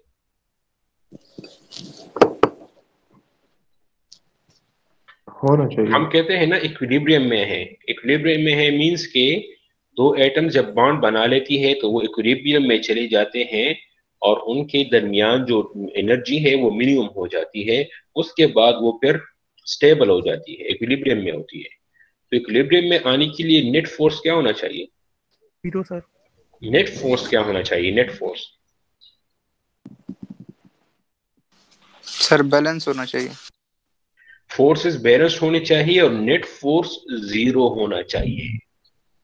ठीक है, मींस ये स्टेट अब ऐसी है कि इसके ऊपर जो अट्रैक्टिव फोर्स हो रहे लग रही है और रिपल्सिव फोर्स लग रही है, ये इक्वल है और अपोजिट डायरेक्शन में है और एक दूसरे के इफेक्ट को कैंसिल आउट कर रही है। ठीक है, तब ये जिसका माइक ऑन है काइंडली ये ऑफ कर ले यार, kindly switch off your mic. ठीक है, तो स्टेबिलिटी की तरफ जब जाती है मींस बाउंड बना लेती है तो उसकी उस वक्त जो है रिपल्सिव फोर्स और अट्रैक्टिव फोर्स एक दूसरे को कैंसिल आउट कर लेती है और उस वक्त फोर्स जो है वो जीरो होता है, नेट फोर्स जीरो होता है। तब हम कहते हैं ना कि ये इक्विलिब्रियम में आ गई है। अगर आप देखें ये अगर डिस्टेंस आर नॉट से ज्यादा हो फिर क्या होगी, अट्रैक्टिव फोर्स होगी, मींस के एटम्स फिर करीब आते जाएंगे। अगर ये लेफ्ट साइड पे हो रिपल्सिव फोर्स होगी, मींस एटम्स एक दूसरे से दूर होते जा रहे हैं। ठीक है, तो अगर वो दूर हो रहे हैं या करीब हो रहे हैं तो ये तो बॉन्डिंग नहीं हुई ना। ठीक है, बॉन्डिंग मींस के बॉन्डिंग्स बन जाए उसके बाद नेट फोर्स जीरो होगा, किसी भी एटम के ऊपर कोई इजाफी फोर्स नहीं है कि वो एक दूसरे को रिपेल कर ले या एक दूसरे को अट्रैक्ट कर ले।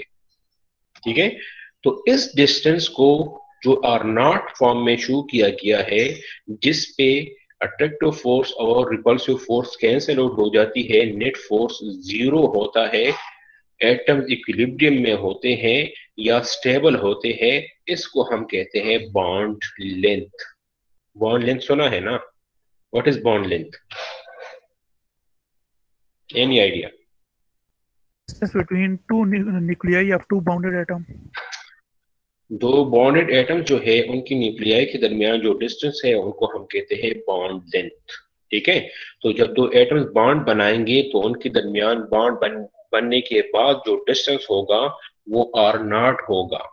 ठीक है, अगर आर नॉट से वो ज्यादा होती है, राइट की तरफ जाती है, तब भी वो डिस्टेबल होगा, उस पे नेट फोर्स जो है अट्रैक्टिव होगा, इक्विलिब्रियम में नहीं होगा।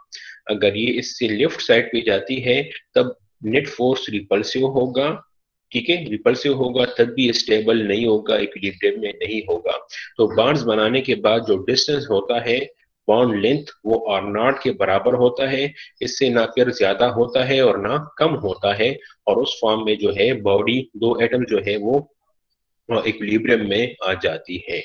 ठीक है, और उसी टाइम हम कहते हैं कि बॉन्ड बना ली है, ये स्टेबिलिटी की तरफ आ गया है और ये अब इक्विलिब्रियम में है। तो सारा किस्सा यही है।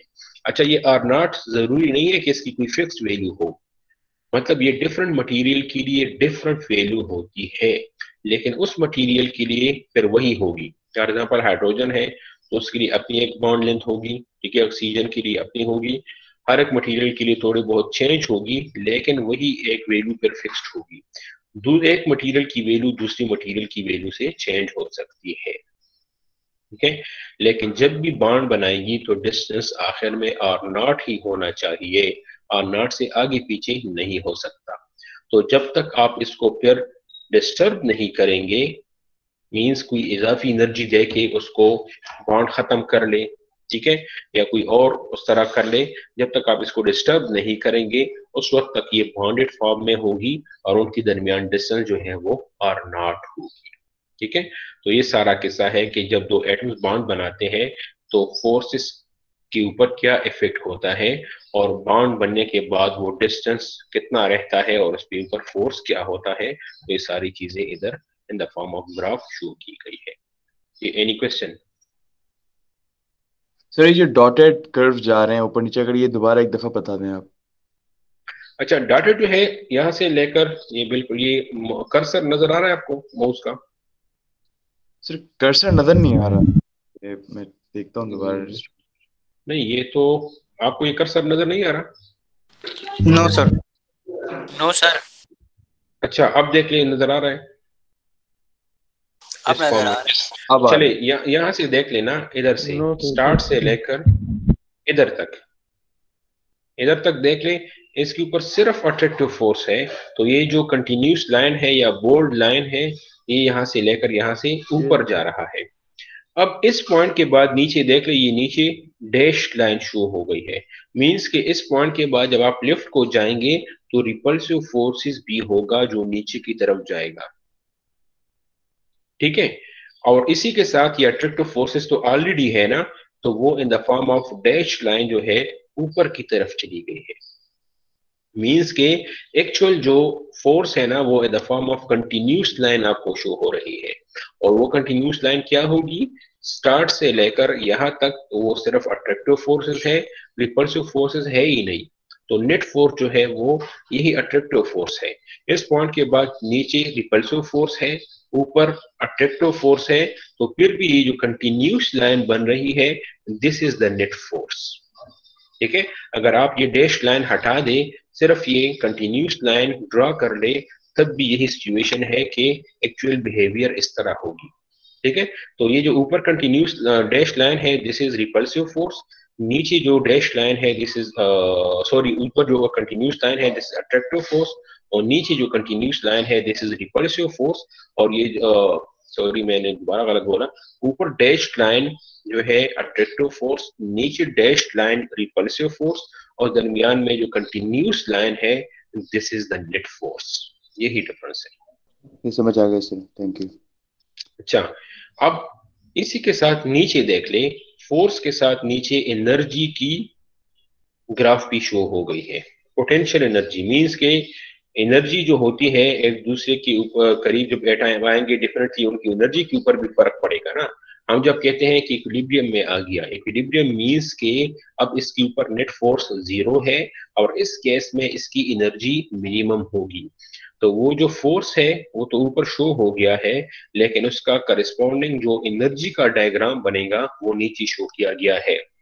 ठीक है, और इस केस में भी देख ली, एक होती है रिपल्सिव एनर्जी, इसको पॉजिटिव शो किया गया है, और एक है अट्रैक्शन एनर्जी, इसको नेगेटिव शो किया गया है। ठीक है, वही ग्राफ जो है आप देख लें, ये ऊपर जो है एक इस केस में ये ग्राफ उल्टा आ गया है, मतलब जो नेगेटिव साइड है ना, ठीक है, वही नेगेटिव साइड आप देख लें। अब इस केस में ये ग्राफ जो है नीचे आ रही है, ऊपर में फोर्स का ग्राफ ऊपर जा रहा था ऊपर वाले फिगर में, लेकिन इसमें देख ली ये रिपल्शन को देख ले, रिपल्शन नीचे वाले केस में ऊपर दिखाया गया है और अट्रैक्शन नीचे दिखाया गया है।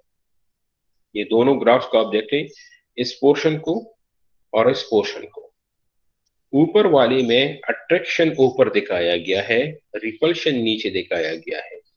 नीचे वाले में अट्रैक्शन नीचे दिखाया गया है, रिपल्शन ऊपर दिखाया गया है। ठीक है, तो उसमें भी आप देख ले, पहले जो ग्राफ था वो रिपल्शन की तरफ, अट्रैक्शन की तरफ था, बाद में नीचे रिपल्शन की तरफ आ गया है। इस केस में भी आप देख ले, ग्राफ पहले अट्रैक्शन की तरफ है, फिर ऊपर जाके रिपल्शन की तरफ चला गया है। तो मीन्स दोनों अट्रैक्टिव फोर्स होगी तो डेफिनेटली एनर्जी भी अट्रैक्टिव होगी, रिपल्सिव फोर्स होगी तो एनर्जी भी रिपल्सिव होगी, लेकिन दोनों को उल्टा सिर्फ शो किया गया है। ये आप ये भी कर सकते हैं कि ये रिपल्सिव नीचे ले आए, अट्रैक्शन ऊपर ले आए, तो ये ग्राफ पर ऑलमोस्ट पैटर्न उसी तरह बनेगा जिस तरह ऊपर ग्राफ है। तो इससे कोई फर्क नहीं पड़ता, सिर्फ आपने देखना है कि नेट एनर्जी और नेट फोर्स किस तरह बिहेव कर रही है। बात समझ में आ रही है? Yes sir. ठीक है, अगर आप नीचे वाले फिगर में भी अट्रैक्शन ऊपर शो करे और रिपल्शन नीचे शो कर ले, तब भी ये ग्राफ उसी तरह होगा जिस तरह ये ऊपर शो हो रहा है, फिर भी तब भी ठीक होगा। लेकिन अगर आप इस तरह शो कर ले तब भी ठीक है, लेकिन ये जरूरी है कि किस साइड पे अट्रैक्शन है और किस साइड पे रिपल्शन है, ये आपने सही ड्रा करने हैं, तब ये ग्राफ आपके सही होंगे। अच्छा, इस केस में भी आप देख लें, सबसे पहले चूंकि सिर्फ अट्रैक्टिव फोर्सेस है तो एनर्जी भी अट्रैक्टिव है, नीचे की तरफ आ रही है क्योंकि नीचे वाला साइड जो है वो अट्रैक्शन है। फिर इसके बाद अब देखें ऊपर जो है डैश्ड लाइन है आ गई है, मींस की रिपल्शन भी स्टार्ट हो गई है, तो साथ में रिपल्सिव एनर्जी भी शुरू हो गई है। नीचे जो है वही अट्रैक्शन एनर्जी ऑलरेडी है। तो अब नेट एनर्जी क्या होगी? नेट एनर्जी अब आपको कंटिन्यूस लाइन के फॉर्म में नजर आ रही है, जो कि एक पीक पे जाके फिर ऊपर की तरफ उठ रही है। So this is the net energy. ठीक है, अब इस केस में देख ले, वही आर नॉट को देख ले, इसमें जो मेन चीज थी R naught, bond length. Bond length कब होगा? जब आपके पास नेट फोर्स जीरो होगा। ठीक है, तो नेट फोर्स जिस पॉइंट पे जीरो हो, उधर से लेकर हॉरिजॉन्टल एक्सिस पे जो जीरो है, ये डिस्टेंस क्या है? R naught, bond length. इसी का करस्पॉन्डिंग आप देख ले। ठीक है, ये आर नॉट की जो लाइन है, या नीचे आप देख ले, ये ड्रॉप की गई है, और ये इस नेट एनर्जी को जिस पॉइंट पे टच कर रहा है, इसको एनर्जी देख ले। ये वर्टिकल अब आप देख ले एनर्जी। ठीक है, मतलब इधर एनर्जी जीरो है, ठीक है, इधर कुछ खास वैल्यू है। ठीक है, तो ये जो सारी एनर्जी है, ये कौन सी एनर्जी है? जब आपके पास बॉन्ड लेंथ बन जाएगी, मींस बॉन्ड बन जाएगा, उसकी करस्पॉन्डिंग आप नीचे ये डैश लाइन देख ले, ब्लैक लाइन, ये जिस पॉइंट पे टच हो रही है, मतलब जो बिल्कुल टर्निंग पॉइंट है ग्राफ का, इधर से लेकर मिनिमम एनर्जी तक ये जो सारी वैल्यू आती है, this is called bond energy. ठीक है, बॉन्ड एनर्जी का पता है ना? बॉन्ड एनर्जी का पता है आपको? Yes sir. ठीक है, बॉन्ड एनर्जी क्या होती है? Energy release or absorbed when two atoms make bond. अच्छा, तो ये रिलीज होगी या गेन होगी?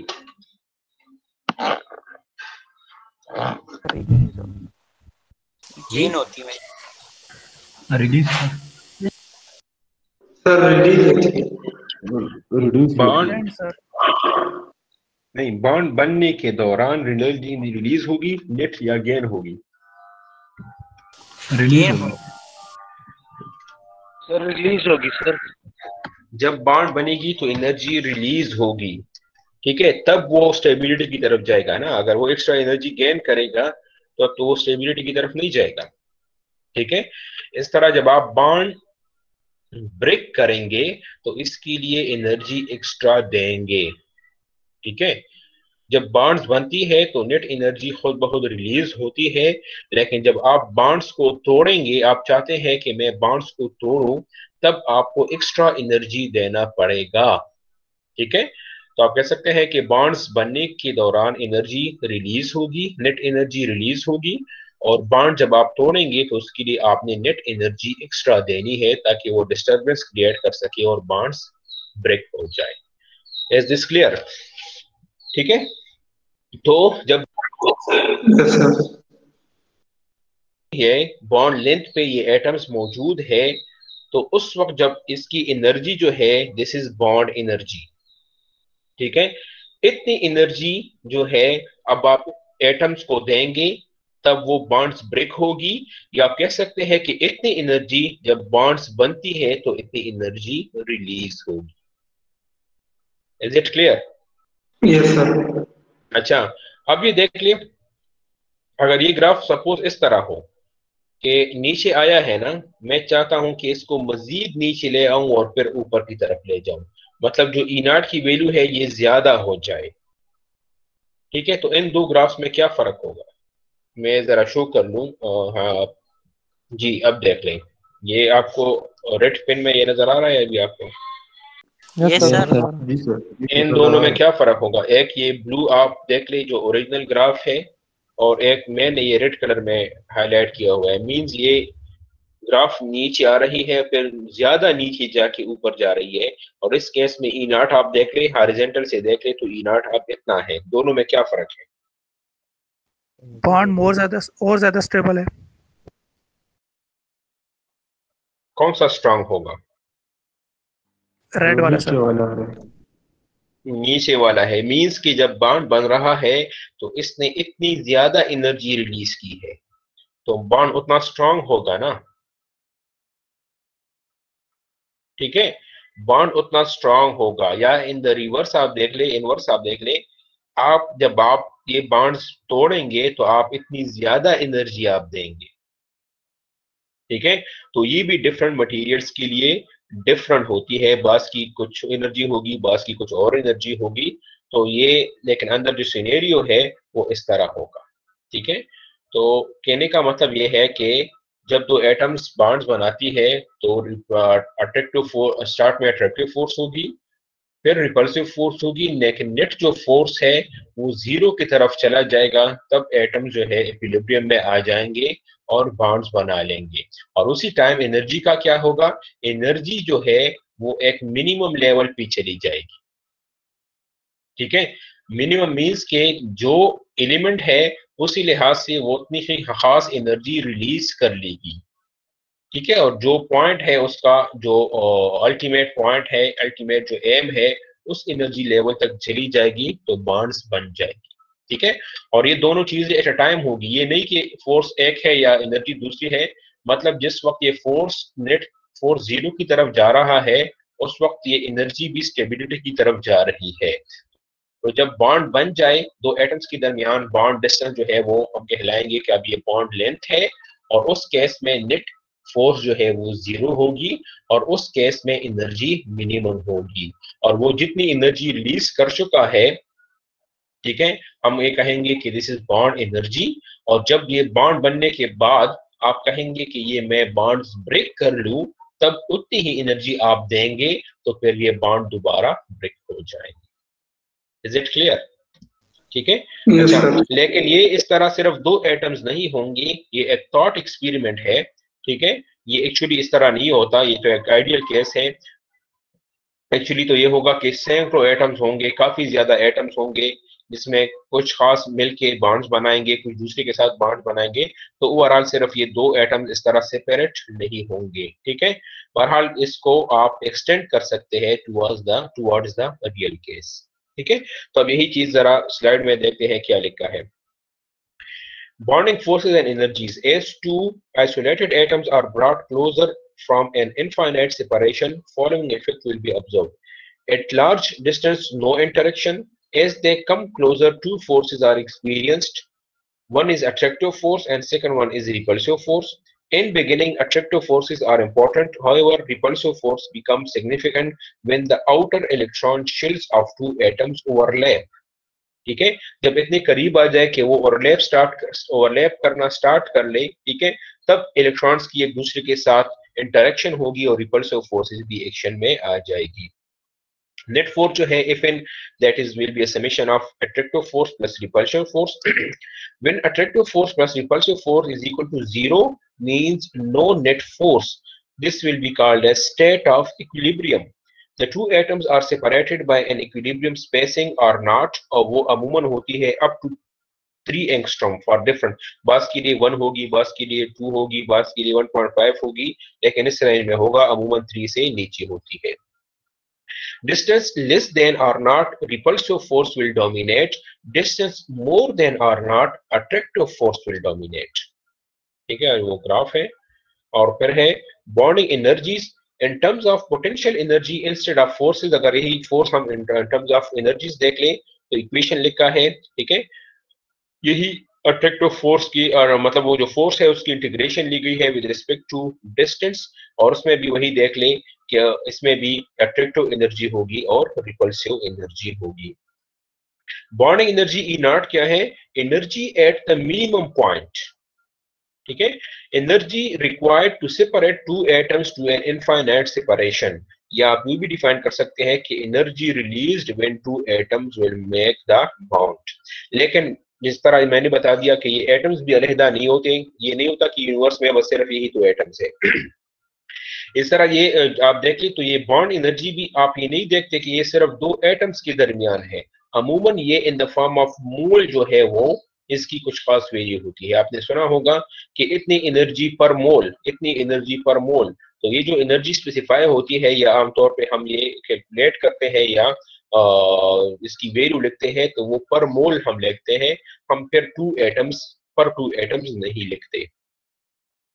The situation for real solid materials, although complex but analogous, physical properties of materials depend on bonding energy। ठीक है, अब इससे जो हमने ये बॉन्ड लेंथ और बॉन्ड एनर्जी का जिक्र किया है ना, इसकी जो डिफिनेशन निकाली है, यही बॉन्डिंग एनर्जी पे मटेरियल्स की प्रॉपर्टीज इफेक्ट होती है इस वजह से। फॉर एग्जांपल नेक्स्ट दो तीन स्लाइड्स में आप ये एग्जांपल जरा देख लेंगे कि किस तरह बॉन्डिंग एनर्जी जो है वो किन प्रॉपर्टीज को इफेक्ट करती है। Higher the bonding energy higher the melting points. ये देख ले आप, जिस मटेरियल की बॉन्डिंग एनर्जी ज्यादा होगी, बॉन्डिंग एनर्जी ज्यादा होने का मतलब ये है कि जब वो बॉन्ड्स बनाते हैं तो उसने उतनी ही ज्यादा एनर्जी रिलीज की होगी, वो उतनी ही ज्यादा स्टेबल होंगे। तो डेफिनेटली जब आप इसको मेल्ट करेंगे तो उतनी ही ज्यादा एनर्जी आप देंगे ना। ठीक है, दोनों तरफ ये सही आता है। अगर ज्यादा एनर्जी इसने रिलीज की है, बॉन्ड एनर्जी ज्यादा है, तो जब आप इसको मेल्ट करेंगे, दोबारा बॉन्ड्स को ब्रेक करेंगे, तो उतनी ही ज्यादा एनर्जी आपको देनी होगी। मॉड्यूलस और stiffness of the material also depends on the curve. मतलब ये जो कर्व आती है जो हमने ड्रा किए, इस पर जो मॉड्यूलस ऑफ इलास्टिसिटी है या जिस स्टिफनेस जो है, ये भी इसके ऊपर डिपेंड करती है। ठीक है, इसमें भी जब बॉन्ड एनर्जी ज्यादा होगी तो उसी लिहाज से, या कम होगी तो उसी लिहाज से ये मॉड्यूलस ऑफ स्टिफनेस की वैल्यू भी उसी लिहाज से चेंज होगी। ठीक है, नेक्स्ट कुछ स्लाइड्स में ये कुछ एग्जांपल्स हैं, यही मेल्टिंग पॉइंट की और मॉड्यूलस की और कोएफिशिएंट ऑफ थर्मल एक्सपेंशन वगैरह की। इस केस में देख ले, इसकी बॉन्डिंग एनर्जी का रिलेशन शो किया गया है with respect to melting point, melting temperature. दो ग्राफ शो किए गए हैं, एक ब्लू ग्राफ है और एक ब्लैक ग्राफ है। दोनों में आप देख लें, ये जो ब्लू ग्राफ है इसकी बॉन्ड एनर्जी कम है क्योंकि बॉन्ड एनर्जी यहां से लेकर यहां तक होगी। दूसरी की बॉन्ड एनर्जी यहाँ से लेकर यहाँ तक होगी, ठीक है। तो smaller melting point and larger melting point, ठीक है, मेल्टिंग टेम्परेचर। जो ब्लू है जिसकी बॉन्ड एनर्जी कम है, इसकी मेल्टिंग पॉइंट भी कम होगी, मेल्टिंग टेम्परेचर भी कम होगा। जिसकी ज्यादा है उसकी मेल्टिंग टेम्परेचर भी ज्यादा होगी। सो रिजल्ट क्या है या समरी क्या है? Tm, that is the melting temperature, is larger if bond energy is larger, ठीक है। तो किसी मटेरियल की बॉन्ड एनर्जी जितनी ज्यादा होगी उस मटेरियल का मेल्टिंग टेम्परेचर भी उतना ज्यादा होगा। और इस तरह ऊपर ये जो शो किया गया है in the form of spring show किया गया है, मींस के जिस तरह स्प्रिंग एक न्यूट्रल पोजीशन पे है, जब आप इसको कंप्रेस करेंगे तो ये और छोड़ेंगे तो वापस ये उसी स्टेट पे वापस आने की कोशिश करेगा, या अगर आप इसको एक्सटेंड करेंगे और छोड़ेंगे तब भी ये उसी पोजीशन पे आने की कोशिश करेगा। तो इस तरह जब एटम होती है, बॉन्ड्स बनाती है, तो उस वक्त ये बॉन्ड लेंथ जो है आप कंसिडर कर ले कि दिस इज द ये अनस्ट्रेच्ड स्प्रिंग की तरह है, ठीक है। अनस्ट्रेच्ड स्प्रिंग किस तरह होता है? जब ये अनस्ट्रेच्ड हो, मींस आपने इसको डिफॉर्म नहीं किया है, तो ये उसी पोजीशन पे स्टेबल रहेगा, लेकिन इसको आप एक्सटेंड करेंगे तब भी ये इसी पोजीशन पे वापस आने की कोशिश करेगा। आप इसको कंप्रेस करेंगे तब भी इसी पोजीशन पे वापस आने की कोशिश करेगा। क्यों? क्योंकि इसी पोजीशन पे ये स्टेबल है। तो इसकी एग्जांपल शो की गई है स्प्रिंग की मदद से। इस तरह के बॉन्ड्स जब एटम्स बनाते हैं उस वक्त भी यही केस होता है। जब दोनों के दरमियान बॉन्ड डिस्टेंस, बॉन्ड लेंथ हो, तो उस वक्त ये स्टेबल होता है। आप इस बॉन्ड लेंथ को इंक्रीज करेंगे तो इसके ऊपर नेट फोर्स होगा और वो चाहेगा कि मैं बॉन्ड लेंथ की तरफ वापस चला जाऊं। इसको आप कंप्रेस करेंगे, मींस बॉन्ड लेंथ से डिस्टेंस कम करेंगे, तब भी ये डिस्टेबल होगा, इक्विलिब्रियम में नहीं होगा, और फिर भी वो चाहेगा कि मैं डिस्टेंस ज्यादा करके बॉन्ड लेंथ की तरफ आ जाऊं। तो ये सिर्फ एक एनालॉजी जो है वो स्प्रिंग के साथ शो की गई है। इस स्लाइड में कोई क्वेश्चन तो नहीं है? Any question up till here? No sir. अच्छा जी, अब इस केस में क्या है, इलास्टिक मॉड्यूलस जो है वो दिखाया गया है, ठीक है। वही दो ग्राफ्स हैं, ब्लू और ब्लैक। जो ब्लू है इसकी बॉन्ड एनर्जी कम है, ब्लैक की बॉन्ड एनर्जी ज्यादा है, ठीक है। तो जिसकी बॉन्ड एनर्जी कम है that is smaller elastic modulus, जिसकी बॉन्ड एनर्जी ज्यादा है that is larger elastic modulus. Summary क्या है? Elastic modulus, that is E, is larger if E naught, यानी bond energy is larger। वही चीज है कि bond energy जितनी ज्यादा होगी मतलब उतना वो ज्यादा स्टेबल होगा, तो उसको स्ट्रेच करना या डिफॉर्म करना उतना ही मुश्किल होगा। मींस आप कह सकते हैं इन अदर वर्ड्स कि इसकी मॉड्यूलस ऑफ इलास्टिसिटी ज्यादा है। मॉड्यूलस ऑफ इलास्टिसिटी जिसकी ज्यादा होगी उस मटेरियल को आप उतना मुश्किल से डिफॉर्म करेंगे, ठीक है। बाय द वे आपने सुना होगा ये फिसिया मेटेरियल पे कि स्टील और रबर की एक कंपैरिजन की जाती है। Which one is more elastic, steel और रबर? स्टील। स्टील, ठीक है। बाज़ों का जहन में जाता है कि यार इलास्टिसिटी तो रबर में ज्यादा होती है, लेकिन इलास्टिसिटी वो लचक वो और चीज है, और इलास्टिक मॉड्यूलस ये एक खास वैल्यू है, दिस इज समथिंग एल्स, मतलब रिलेटेड चीजें हैं, लेकिन जिसकी मॉड्यूलस ज्यादा होगी वो उतना कम फ्लेक्सिबल होगा, जिसकी मॉड्यूलस कम होगी वो उतना ज्यादा स्ट्रेचेबल होगा या फ्लेक्सिबल होगा।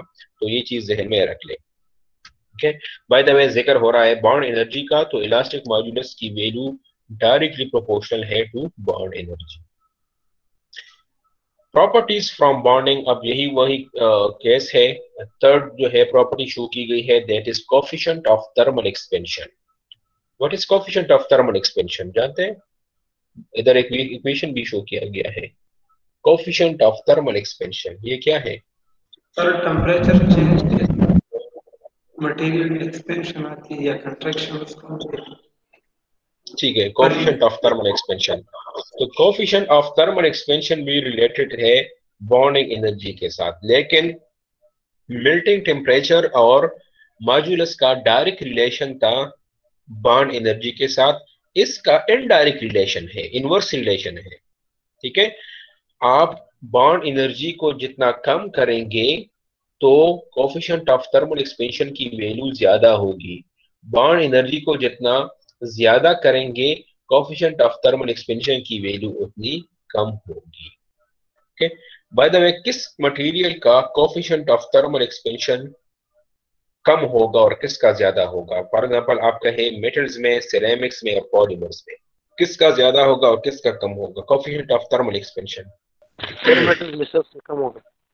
मेटल में सबसे कम होगा कम होगा या सिरेमिक में कम होगा? एक्सपेंशन किस चीज में ज्यादा आएगी? सिरेमिक में कम होगा सर।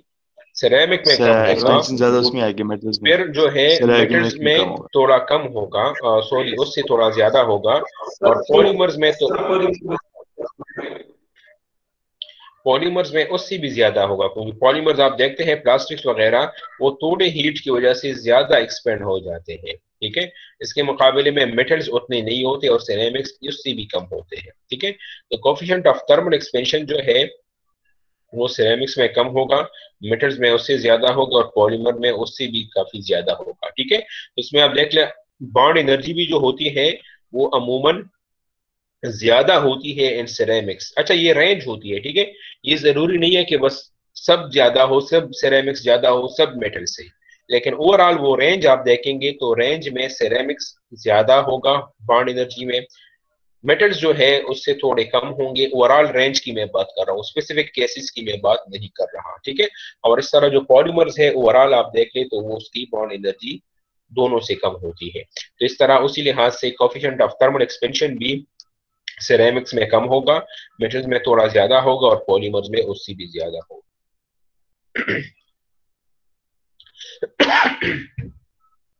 अच्छा, टाइप्स ऑफ बॉन्ड्स, अब ये दोबारा उन बॉन्ड्स की तरफ आती है कि एक्चुअली अब ये जा रहा है टुवर्ड्स द के मटेरियल्स में किस मटेरियल में कौन से बॉन्ड्स होती है, लेकिन उससे पहले ये आयनिक, कोवेलेंट, मेटेलिक और ये सारी चीजें डिस्कस की गई है। अगेन इसके अंदर जो डिस्कशन में डिटेल्स है कि आयनिक क्या है, कोवेलेंट क्या है, मेटेलिक क्या है, उन डिस्कशन की तरफ हम ज्यादा नहीं जाएंगे। हम अपना डिस्कशन डायरेक्शन इस तरह लेंगे कि हम आखिर में जाएं कि ये जाने कि किस मटेरियल में कौन सी बॉन्ड मौजूद होती है और उसी वजह से उसमें क्या प्रॉपर्टीज होती है, ठीक है। सो प्राइमरी और केमिकल बॉन्ड डिफरेंट क्लासिफिकेशन है। हम इसको बाज़ औक़ात प्राइमरी और सेकेंडरी बॉन्डिंग्स भी कहते हैं, बाज़ औक़ात इसको केमिकल और फिजिकल बॉन्डिंग भी कहते हैं, और बाज़ औक़ात मेरे ख्याल से परमानेंट और टेम्परेरी बॉन्ड्स भी कह सकते हैं, ठीक है। तो जो प्राइमरी या केमिकल बॉन्ड्स है इसमें आयनिक, कोवेलेंट एंड मेटेलिक आती है, ऑलरेडी आपको ये पता है। Based on the atoms assuming stable electronic structure by filling outermost shell, और ये जो बॉन्ड्स होती है दीज आर स्ट्रॉन्ग बॉन्ड्स, ठीक है। इसके मुकाबले में जो सेकेंडरी और फिजिकल बॉन्ड्स होती है ये केमिकल बॉन्ड नहीं होती। केमिकल मींस कि इसमें इलेक्ट्रॉन लूज करना, गेन करना, शेयर करना ये इन्वॉल्व नहीं होता, ठीक है। पार्शली जो है वो चार्जेस की वजह से अट्रैक्शन मौजूद होती है इसमें, इसी वजह से हम इसको सेकेंडरी या फिजिकल बॉन्ड्स कहते हैं। एग्जांपल इनकी है van der Waals bonds and hydrogen bonds. Ionic bonding क्या है आपको ऑलरेडी पता है, एक्सप्लेनेशन की तरफ जाने की जरूरत नहीं है। सोडियम क्लोराइड की एग्जांपल है, सोडियम इलेक्ट्रॉन लूज करता है, पॉजिटिव आयन बनाता है, क्लोरीन इलेक्ट्रॉन गेन करता है, नेगेटिव चार्ज बनाता है, और ये पॉजिटिव और नेगेटिव के दरमियान अट्रैक्शन होगी और इसी को हम कहते हैं आयनिक बॉन्डिंग, ठीक है। आयनिक बॉन्डिंग अगेन डिटेल में जाने की जरूरत नहीं है, ठीक है।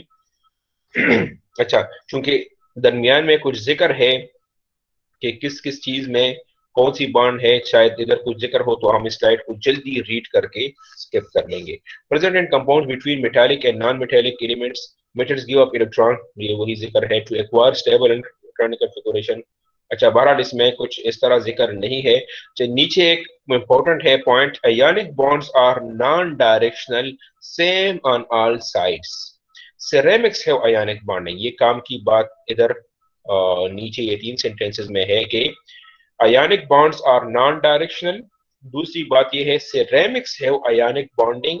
तीसरी बात ये है hard and brittle and electrical and thermal insulator.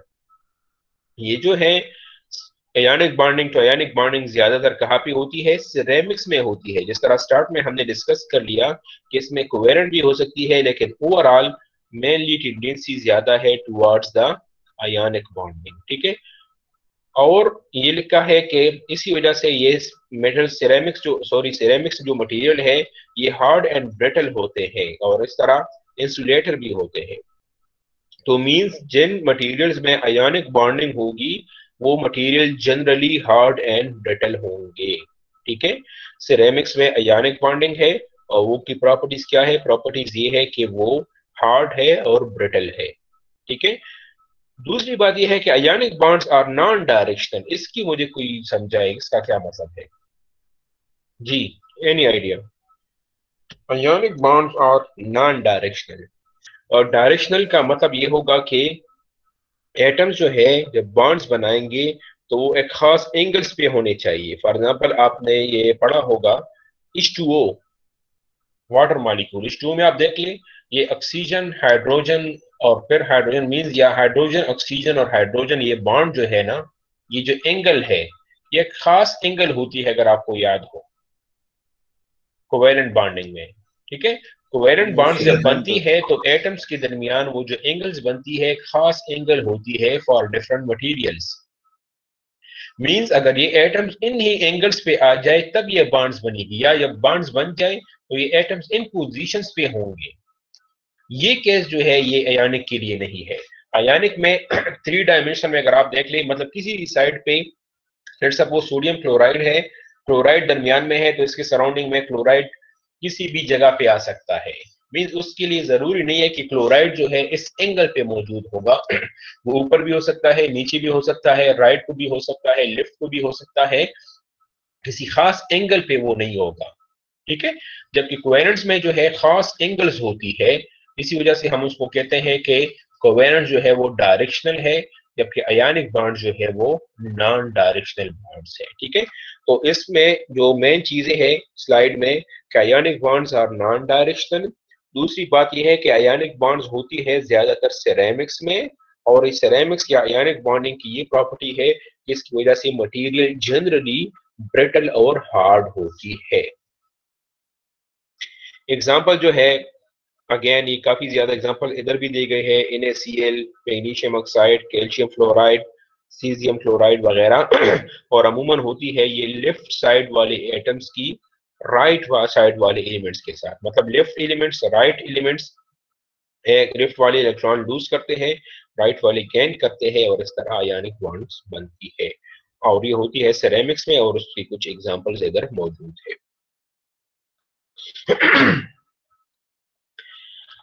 अच्छा, कोवेलेंट बॉन्डिंग एग्जांपल है CH4 की। इसमें क्या होता है, ऑलरेडी यू नो के इलेक्ट्रॉन शेयर होते हैं और जो शेयर्ड पेयर ऑफ इलेक्ट्रॉन्स है वो दोनों के दरमियान होती है। अगर इन दोनों की जो दोनों एटम्स बॉन्डेड है अगर इनकी इलेक्ट्रोनेगेटिविटी सेम हो तो ये शेयर्ड पेयर बिल्कुल दरमियान में होगा, और इलेक्ट्रोनेगेटिविटी सेम ना हो तो जिसकी इलेक्ट्रोनेगेटिविटी ज्यादा होगी तो शेयर्ड पेयर उसी की तरफ ज्यादा होगा। ठीक है, कोवेलेंट बॉन्डिंग क्या है? Stable electronic configuration assumed by sharing of electrons between adjacent atoms. The bonded atoms will share at least one electron and shared electron may be considered to belong to both atoms. Covalent bonds are directional. अब वो बात आ गई है कि covalent bonds होती है directional. Present in dissimilar molecules as CH4 and elemental solids such as diamond and silicon and in semiconductor materials. ठीक है, जो सेमीकंडक्टर मटेरियल्स है, लेकिन सेमीकंडक्टर मटेरियल्स भी अमूमन होती है सिरेमिक्स से। तो मींस बात सिरेमिक्स में भी ये कोवेलेंट बॉन्डिंग होती है, लेकिन अमूमन उसमें भी आप देखें तो ये कोवेलेंट बॉन्डिंग में ये आयोनिक कैरेक्टर फिर उसमें ज्यादा होगी, यूं कह सकते हैं आप। Number of covalent bonds present depend on the number of valence electrons. Definitely वो जितने होंगे उतनी ही शेयर करेंगे और उतनी ही बॉन्ड्स बनेंगे। तो ये सिंगल बॉन्ड भी हो सकती है, डबल बॉन्ड भी हो सकती है और ट्रिपल बॉन्ड भी हो सकती है। Covalent bonds can be very strong and weak depending on the atomic arrangement. मतलब जरूरी नहीं है, डिपेंड करता है कि कौन सा मटेरियल है, किस तरह वो बनी है, उसी लिहाज से कोवेलेंट बॉन्ड स्ट्रॉन्ग भी हो सकती है और वीक भी हो सकती है। तो इस तरह जिन मटेरियल्स में होंगे और जिन मटेरियल में स्ट्रांग होंगे तो वो मटेरियल भी फिर उतने स्ट्रांग होंगे। ठीक है, जिनमें कम होंगे तो वो मटेरियल भी उतने कम होंगे। तो ये वो रेंज आप फिर डिफाइन करेंगे, ये नहीं है कि स्पेसिफिक एग्जांपल जो है वो दूसरे से चेंज होगी। तो ओवरऑल जब हम बॉन्डिंग का जिक्र करते हैं या डिफरेंट मटेरियल्स का जिक्र करते हैं तो हम ओवरऑल प्रॉपर्टीज को देखेंगे। ये भी हो सकता है कि ओवरऑल प्रॉपर्टी एक क्लास की दूसरी से ज्यादा हो, लेकिन उसमें कुछ केसेस ऐसे हो जिसकी वैल्यू दूसरी से कम हो, तो ओवरऑल वैल्यू को आप फिर देखेंगे। Polymers have covalent bonds in their main chain. अच्छा, तो ये तो जिक्र आ गया कि कोवेलेंट बॉन्ड डायरेक्शनल है, ये मौजूद होती है, कुछ सिरेमिक्स में भी मौजूद हो सकती है, और इसके अलावा पॉलीमर्स जो है, पॉलीमर की जो मेन चेन है, एक मॉलिक्यूल के अंदर जो एटम्स हैं उसमें कोवेलेंट बॉन्ड्स मौजूद होती है। लेकिन ये जिक्र हमने पहले भी किया कि अगर दो डिफरेंट मॉलिक्यूल्स हो पॉलीमर्स, तो उनके दरमियान फिर सेकेंडरी बॉन्डिंग होती है, उसमें कोवेलेंट बॉन्डिंग नहीं होती।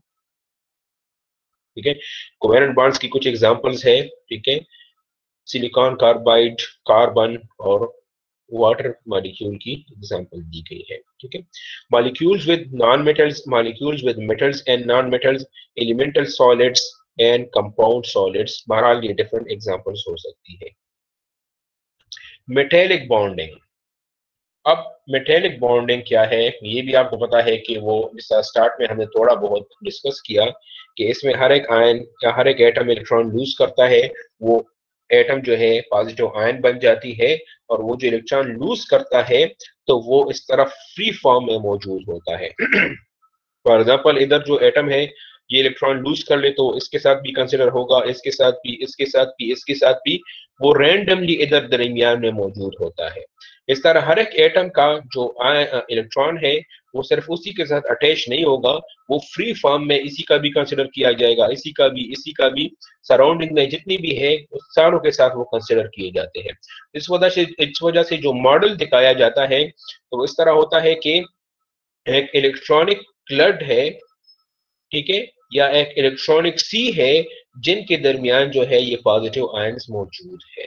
तो मेटेलिक बॉन्डिंग की जो मॉडल है वो इस तरह प्रेजेंट की जाती है। ठीक है, arises from a sea of donated valence electrons, 1, 2 or 3 from each atom. Primary bond for metals and their alloys. ठीक है, तो ये होती कहाँ है, ये सारे के सारे जो मेटल्स है और एलॉयज है उनमें प्राइमरी उसमें जो बॉन्डिंग होती है दैट इज मेटेलिक बॉन्ड। ठीक है, तो जिक्र हो गया 3 बॉन्ड्स का अभी तक। आयनिक बॉन्डिंग वो ज्यादा होती है सिरेमिक्स में। फिर कोवेलेंट बॉन्डिंग, कोवेलेंट बॉन्डिंग जो है कुछ सिरेमिक्स में भी हो सकती है, और जो पॉलीमर्स की मेन चेन है, एक मॉलिक्यूल के अंदर जो बॉन्ड्स है वो भी सारे के सारे होते हैं कोवेलेंट। उसके अलावा जो मेटेलिक बॉन्ड्स है, तो ये जो सारे के सारे मेटल्स एंड एलॉयज है इनमें मेटेलिक बॉन्ड्स मौजूद होते हैं। All metals and their alloys have this bonding. Valence electrons are not bound to any particular atom in solid and belong to the metal as a whole, can be imagined to form a sea of electrons or an electron club. Non-valence electrons and atomic nuclei form ion cores with valence electron acting as glue to hold them together. Net positive charge equal in magnitude to the total valence electron charge per atom. Bonding energy can be weak or strong. Metals conduct heat and electricity due to these electrons. Metallic bonding are non-directional. Again, इसमें भी कुछ खास direction की जरूरत नहीं है, खास angles की जरूरत नहीं है। तो मेटेलिक बॉन्ड और आयनिक बॉन्ड ये नॉन डायरेक्शनल है, जबकि कोवेलेंट बॉन्ड डायरेक्शनल होती है। सेकेंडरी और वन डर वाल्स बॉन्डिंग और फिजिकल बॉन्ड्स। ये क्या है? Weak in comparison to the primary और केमिकल बॉन्ड्स, ऑब्वियसली ये क्लियर है। Bonding energy normally up to 10 kilo joule per mole, और जो वो होती है केमिकल की वो से काफी ज्यादा होती है, या जो परमानेंट बॉन्ड्स है या केमिकल बॉन्ड्स है इनकी एनर्जी इससे काफी ज्यादा होती है। Provides force between different molecules. For example H2O में देख ले तो H2O के अंदर जो बॉन्ड है वो कोवेलेंट बॉन्ड होती है, लेकिन एक H2O मॉलिक्यूल और दूसरे H2O मॉलिक्यूल के दरमियान जो हाइड्रोजन बॉन्डिंग है इसको आप सेकेंडरी बॉन्डिंग कहेंगे। Present due to dipoles, separation of positive and negative portions of the atom और मॉलिक्यूल। मतलब जो ऑलरेडी मॉलिक्यूल्स बने हैं उनमें जो पार्शियल पॉजिटिव और पार्शियल नेगेटिव पोर्शंस होती है, जिस तरह H2O में ऑक्सीजन पे पार्शियल नेगेटिव और हाइड्रोजन पे पार्शियल पॉजिटिव। तो एक H2O मॉलिक्यूल का हाइड्रोजन और दूसरे H2O मॉलिक्यूल का ऑक्सीजन, इनके दरमियान जो है अब वो हाइड्रोजन बॉन्डिंग हो सकती है। इसमें भी दो टाइप्स हैं, एक होती है फ्लक्चुएटिंग डायपोल्स और एक होती है परमानेंट डायपोल्स।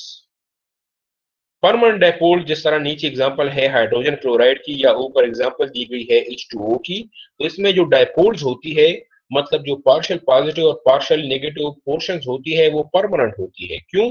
क्योंकि आप HCl को देख लें, HCl में पार्शियल पॉजिटिव चार्ज होता है हाइड्रोजन पे और पार्शियल पॉजिटिव होता है क्लोरीन पे, लेकिन ये इसी तरह होगा, मुसलसल हाइड्रोजन पे पार्शियल पॉजिटिव होगा और मुसलसल क्लोरीन पे पार्शियल नेगेटिव होगा, तो ये एक परमानेंट डायपोल है। इस तरह H2O जो है एक परमानेंट डायपोल है। ठीक है, तो इसमें भी ये हो सकती है वान डेर वाल्स बॉन्डिंग या सेकेंडरी बॉन्डिंग, लेकिन ये जरूरी नहीं है कि परमानेंट डायपोल्स में हो, ये फ्लक्चुएटिंग डायपोल्स में भी हो सकती है। फॉर एग्जांपल H2 को आप देख लें, इसमें दो हाइड्रोजन है तो दोनों हाइड्रोजन की तो इलेक्ट्रोनेगेटिविटी सेम है, तो मींस के एक हाइड्रोजन पे पार्शियल पॉजिटिव और दूसरे पे पार्शियल नेगेटिव, ये केस इसमें नहीं होता।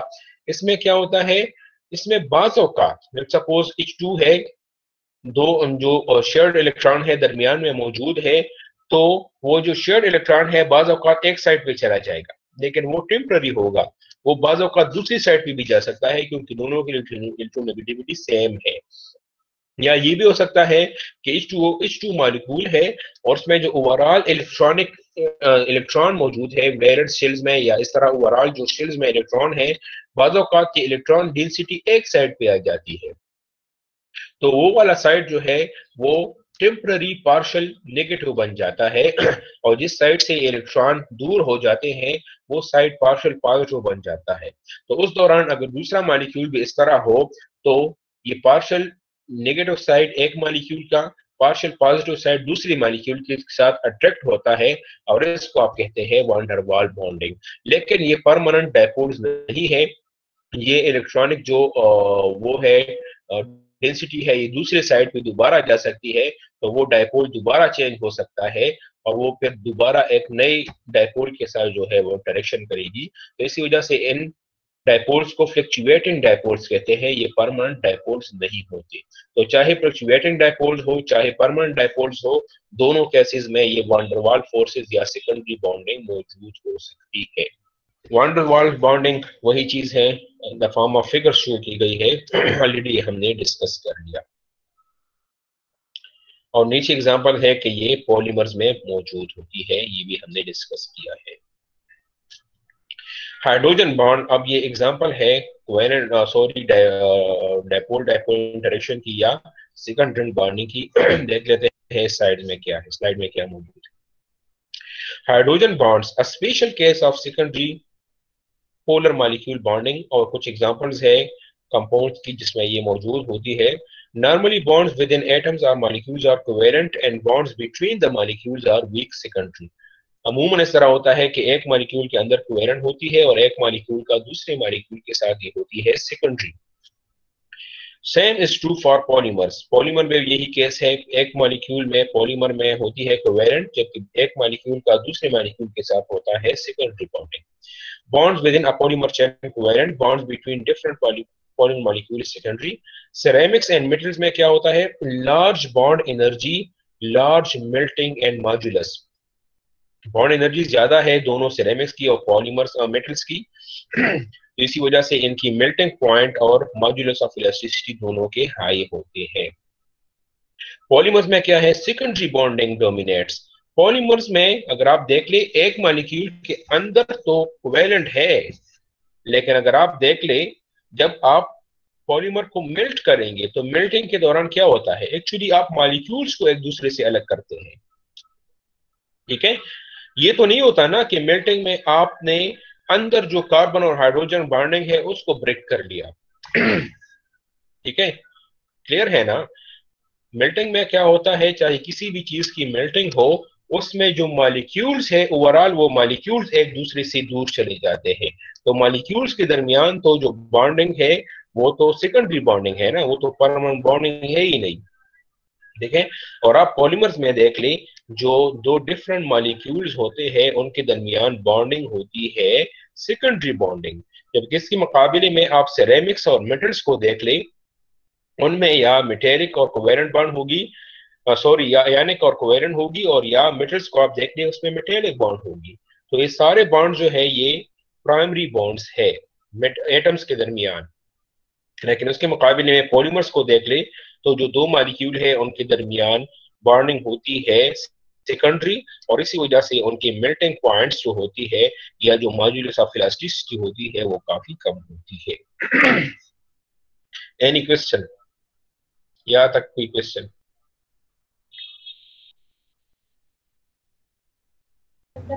No sir.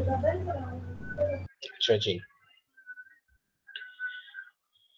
फिगर में शो की गई है एक लंबा चेन शो किया गया है पॉलीमॉलिक्यूल का, और साथ में दूसरी भी है। तो एक मॉलिक्यूल के अंदर कोवेलेंट बॉन्ड होगी जबकि दूसरे मॉलिक्यूल के साथ होगी सेकेंडरी बॉन्डिंग। अच्छा जी, अब एक टेबल में एक डिफरेंट कंपैरिजन शो की गई है, डिफरेंट मटेरियल शो की गई है, उनकी बॉन्डिंग टाइप और साथ में मेल्टिंग पॉइंट्स भी दिखाए गए हैं। एज एन एग्जांपल जो है ये टेबल शो की गई है, जरा देख लेते हैं इसमें कुछ चीजें। NaCl बॉन्डिंग इसमें होती है आयनिक, मेल्टिंग पॉइंट इसकी है 801, ठीक है। कार्बन लेकिन डायमंड फॉर्म में बॉन्डिंग है कोवेलेंट और इसकी मेल्टिंग पॉइंट देखने काफी ज्यादा हाई है, ठीक है। इसके अलावा एक पॉलीमर दिखाया गया है, ठीक है, इसके में कोवेलेंट और सेकेंडरी बॉन्डिंग दोनों होती है लेकिन मेन जो है वो सेकेंडरी है, ठीक है। तो आप इसको देख लें, इसकी 120 मेल्टिंग पॉइंट है, काफी कम है। आप आयनिक और मतलब जो सिरेमिक मटेरियल्स हैं या जो आयनिक और कोवेलेंट है जिसमें मेन बॉन्ड जो है वो प्राइमरी बॉन्ड होती है, उसके मुकाबले में 120 काफी कम है। तो इसके में जो मेन बॉन्डिंग है दैट इज सेकेंडरी बॉन्डिंग। अगरचे कोवेलेंट बॉन्डिंग एटम्स के अंदर मौजूद है लेकिन मेल्टिंग पॉइंट में हमने फोकस करना होता है इंटरमॉलिक्यूलर बॉन्ड्स के ऊपर। तो इंटरमॉलिक्यूलर बॉन्ड जो है that is secondary in case of polymer, और इस वजह से इनकी मेल्टिंग पॉइंट काफी कम है। अच्छा जी, कॉपर जो कि मेटेलिक है मटेरियल है, इसमें देख ली 1084 ज्यादा है। आर्गन सेकेंडरी, इसमें इंड्यूस्ड डाइपोल होती है उसकी तो काफी ज्यादा कम है, ठीक है, माइनस में है। H2O की 0 है क्योंकि इसमें भी सेकेंडरी बॉन्डिंग होती है। तो ये जनरली शो किया गया है कि अगर बॉन्डिंग आयनिक कोवेलेंट हो, ठीक है, मेन बॉन्डिंग, तो उसकी मेल्टिंग पॉइंट्स भी हाई होती है या मेटेलिक हो, लेकिन उसके मुकाबले में अगर सेकेंडरी बॉन्डिंग हो तो मेल्टिंग पॉइंट जो है काफी ज्यादा कम होती है। अच्छा, अब ये एक फिगर फॉर्म में जो हमने पढ़ लिया वही चीज एक फिगर फॉर्म में समराइज की गई है, ठीक है। Metallic bonds, secondary bonds, covalent bonds और आयनिक बॉन्ड्स, ये कॉर्नर्स पे शो की गई है ऑफ अ पिरामिड, ठीक है। और ये शो की गई है कि ये इसमें ये बॉन्ड्स किन किन मटेरियल्स में होंगे। तो आप देखिए सेमीकंडक्टर जो है that is covalent bonding. Semiconductor ज्यादातर जो है वो सिरेमिक मटेरियल्स होते हैं। तो इसमें सिरेमिक मटेरियल में जो सेमीकंडक्टर्स है उसमें ये कहते हैं कि अमूमन इसमें कोवेलेंट बॉन्ड्स होती है ज्यादातर, ठीक है। लेकिन सिर्फ सारे सिरेमिक्स की ये बात नहीं है, ओवरऑल सिरेमिक्स और ग्लासेस को अगर देख लें तो वो किस रेंज में आते हैं, इस रेंज में आ रहे हैं। ये कहाँ है, ये आयनिक और कोवेलेंट के दरमियान है, लेकिन अगेन ये ज्यादा वो होगा टुवर्ड्स द आयनिक, इसकी टेंडेंसी ज्यादातर आयनिक की तरफ होती है। तो आप कह सकते हैं कि सिरेमिक्स में ज्यादातर है आयनिक, लेकिन अगर आप कहें कि आयनिक कोवेलेंट दोनों है तो ये बात भी सही है। पॉलीमर्स को देख लें, पॉलीमर्स कहाँ पे हैं, इधर है, इसकी एक साइड पे कोवेलेंट है दूसरी साइड पे सेकेंडरी है, मींस के सॉरी पॉलीमर मॉलिक्यूल के अंदर कोवेलेंट होगा और दो मॉलिक्यूल्स के दरमियान सेकेंडरी होगा। लास्ट में है मेटल्स। मेटल्स देख ले तो ये तो देख ले प्योरली देख ले, दिस इज मेटेलिक, ठीक है। तो समरी ये है कि मेटल्स में सारे के सारे मेटेलिक बॉन्ड्स होती है। सिरेमिक्स में आयनिक भी है कोवेलेंट भी है या ज्यादातर आयनिक है, और पॉलीमर्स में जो है with in a chain covalent है और दो चेन्स के दरमियान या दो मॉलिक्यूल्स के दरमियान सेकेंडरी है, लेकिन अगेन फोकस होगी ज्यादातर प्रॉपर्टीज के लिए दो मॉलिक्यूल्स के दरमियान, तो दो मॉलिक्यूल के दरमियान इसमें सेकेंडरी है, इन्हीं वजह से इनकी मॉड्यूलस मेल्टिंग पॉइंट्स वगैरह काफी कम होती है as compare to metals and ceramics. और इस तरह सेमीकंडक्टर्स जो है इनमें कोवेलेंट बॉन्ड्स मौजूद होती है। Bonding character of the 4 fundamental types of engineering materials, अब वही एक टेबल फॉर्म में ये डिफरेंट मटेरियल्स और उनकी बॉन्डिंग शो की गई है, ठीक है, लेकिन अगेन ये हमने पढ़ लिया, इस तरह के एक दूसरे टेबल्स पर आप देख सकते हैं। आखिर में समरी है, वही चीज सब चीजें हैं जो हमने डिस्कस कर लिए, एक आखिरी 2 स्लाइड में समराइज की गए हैं, और ये है type of material, type of bond, उसकी बॉन्ड एनर्जी और उसके ऊपर कुछ कमेंट्स किए गए हैं।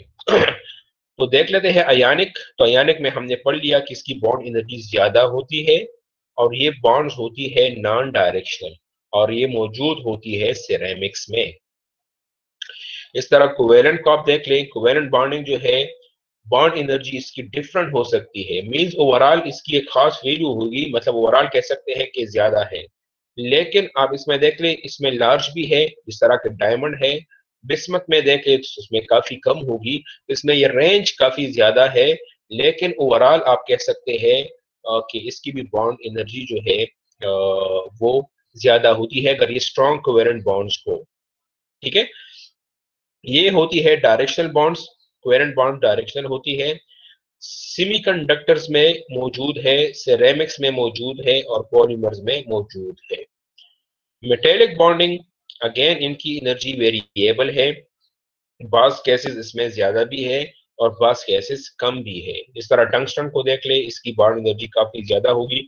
मरकरी को देख ले जो कि आम टेम्परेचर पे लिक्विड फॉर्म में होता है, लेकिन फिर भी ये मेटल्स में काउंट किया जाता है। लेकिन अगेन इसको इस तरह इंजीनियरिंग मेटल काउंट नहीं किया जाता, क्योंकि स्टार्ट में भी मैंने बताया था कि ज्यादातर जो इंजीनियरिंग मटेरियल्स है या मेटल्स है वो सॉलिड फॉर्म में होती है। अगरचे मरकरी मेटल है लेकिन इसका यूज इतना ज्यादा नहीं है, ठीक है, और ये लिक्विड फॉर्म में अमूमन होती है, लेकिन फिर भी प्रॉपर्टीज इनकी मेटेलिक जैसी होगी। कमेंट जो है इसके ऊपर, मेटेलिक बॉन्ड जो है वो नॉन डायरेक्शनल है और ये पेवरली मौजूद होती है मेटल्स में या एलॉयज में। सेकेंडरी बॉन्डिंग जो है इसकी बॉन्डिंग एनर्जी सबसे कम होगी, ठीक है। अगेन ये डायरेक्शनल है, ठीक है। इंटर चेन, और अगर आप पॉलीमर के इंटर चेन में देख लें तो इंटर चेन मीन्स कि दो चेन्स के दरमियान या इंटर मॉलिक्यूल, दो मॉलिक्यूल के दरमियान मतलब सेम है, इनमें ये बॉन्ड मौजूद होती है। अच्छा जी, वही चीज है, अब इसको एक दूसरी तरीके से आपको बताया गया है, मतलब वो सारी चीजें हैं जो अभी तक हमने डिस्कस कर लिए, वो डिफरेंट पैटर्न के साथ आपको समराइज किया जा रहा है। इन मटेरियल्स के, अब मटेरियल्स के लिहाज से आप देख लें, सिरेमिक्स जो है इसमें अयानिक और कोवेलेंट बॉन्ड होती है।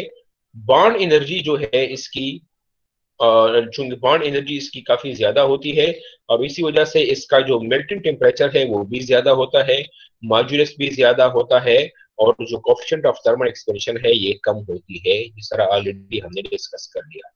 मेटल जो है इसमें मेटेलिक बॉन्ड होती है, इसकी बॉन्ड एनर्जी वेरिएबल है, मतलब डिफरेंट हो सकती है, बास की कम है, बास की ज्यादा है। सिरेमिक्स के मुकाबले में अब इसकी देख ले, मेल्टिंग पॉइंट मॉडरेट होता है, मींस के सिरेमिक से थोड़ा कम होता है, लेकिन फिर भी ये पॉलीमर की निस्बत ज्यादा होती है melting point. Modulus of elasticity भी मॉडरेट है, कोएफिशिएंट ऑफ थर्मल एक्सपेंशन भी मॉडरेट है। मॉडरेट मींस कि सिरेमिक से कम है लेकिन पॉलीमर से काफी ज्यादा होती है। पॉलीमर्स अब इसमें देख ले, कोवेलेंट है और सेकेंडरी है, लेकिन मेन जो है वो सेकेंडरी बॉन्डिंग है, तो इसकी प्रॉपर्टीज डायरेक्शनल प्रॉपर्टीज होती है। सेकेंडरी बॉन्डिंग डोमिनेट्स, ठीक है। Small temperature means melting temperature की बात कर रहा है, ये काफी कम होती है, ठीक है। मॉड्यूलस ऑफ इलास्टिसिटी भी इसकी कम होती है, लेकिन कोएफिशिएंट ऑफ थर्मल एक्सपेंशन इसका ज्यादा होता है। तो ओवरऑल आप देख लें तो बॉन्ड एनर्जी आप कह सकते हैं कि सिरेमिक्स में सबसे ज्यादा है, ठीक है, और मेल्टिंग पॉइंट और मॉड्यूलस भी इसकी ज्यादा है। फिर उसके बाद बारी आएगी मेटल्स की और उसके बाद बारी आएगी पॉलीमर्स की।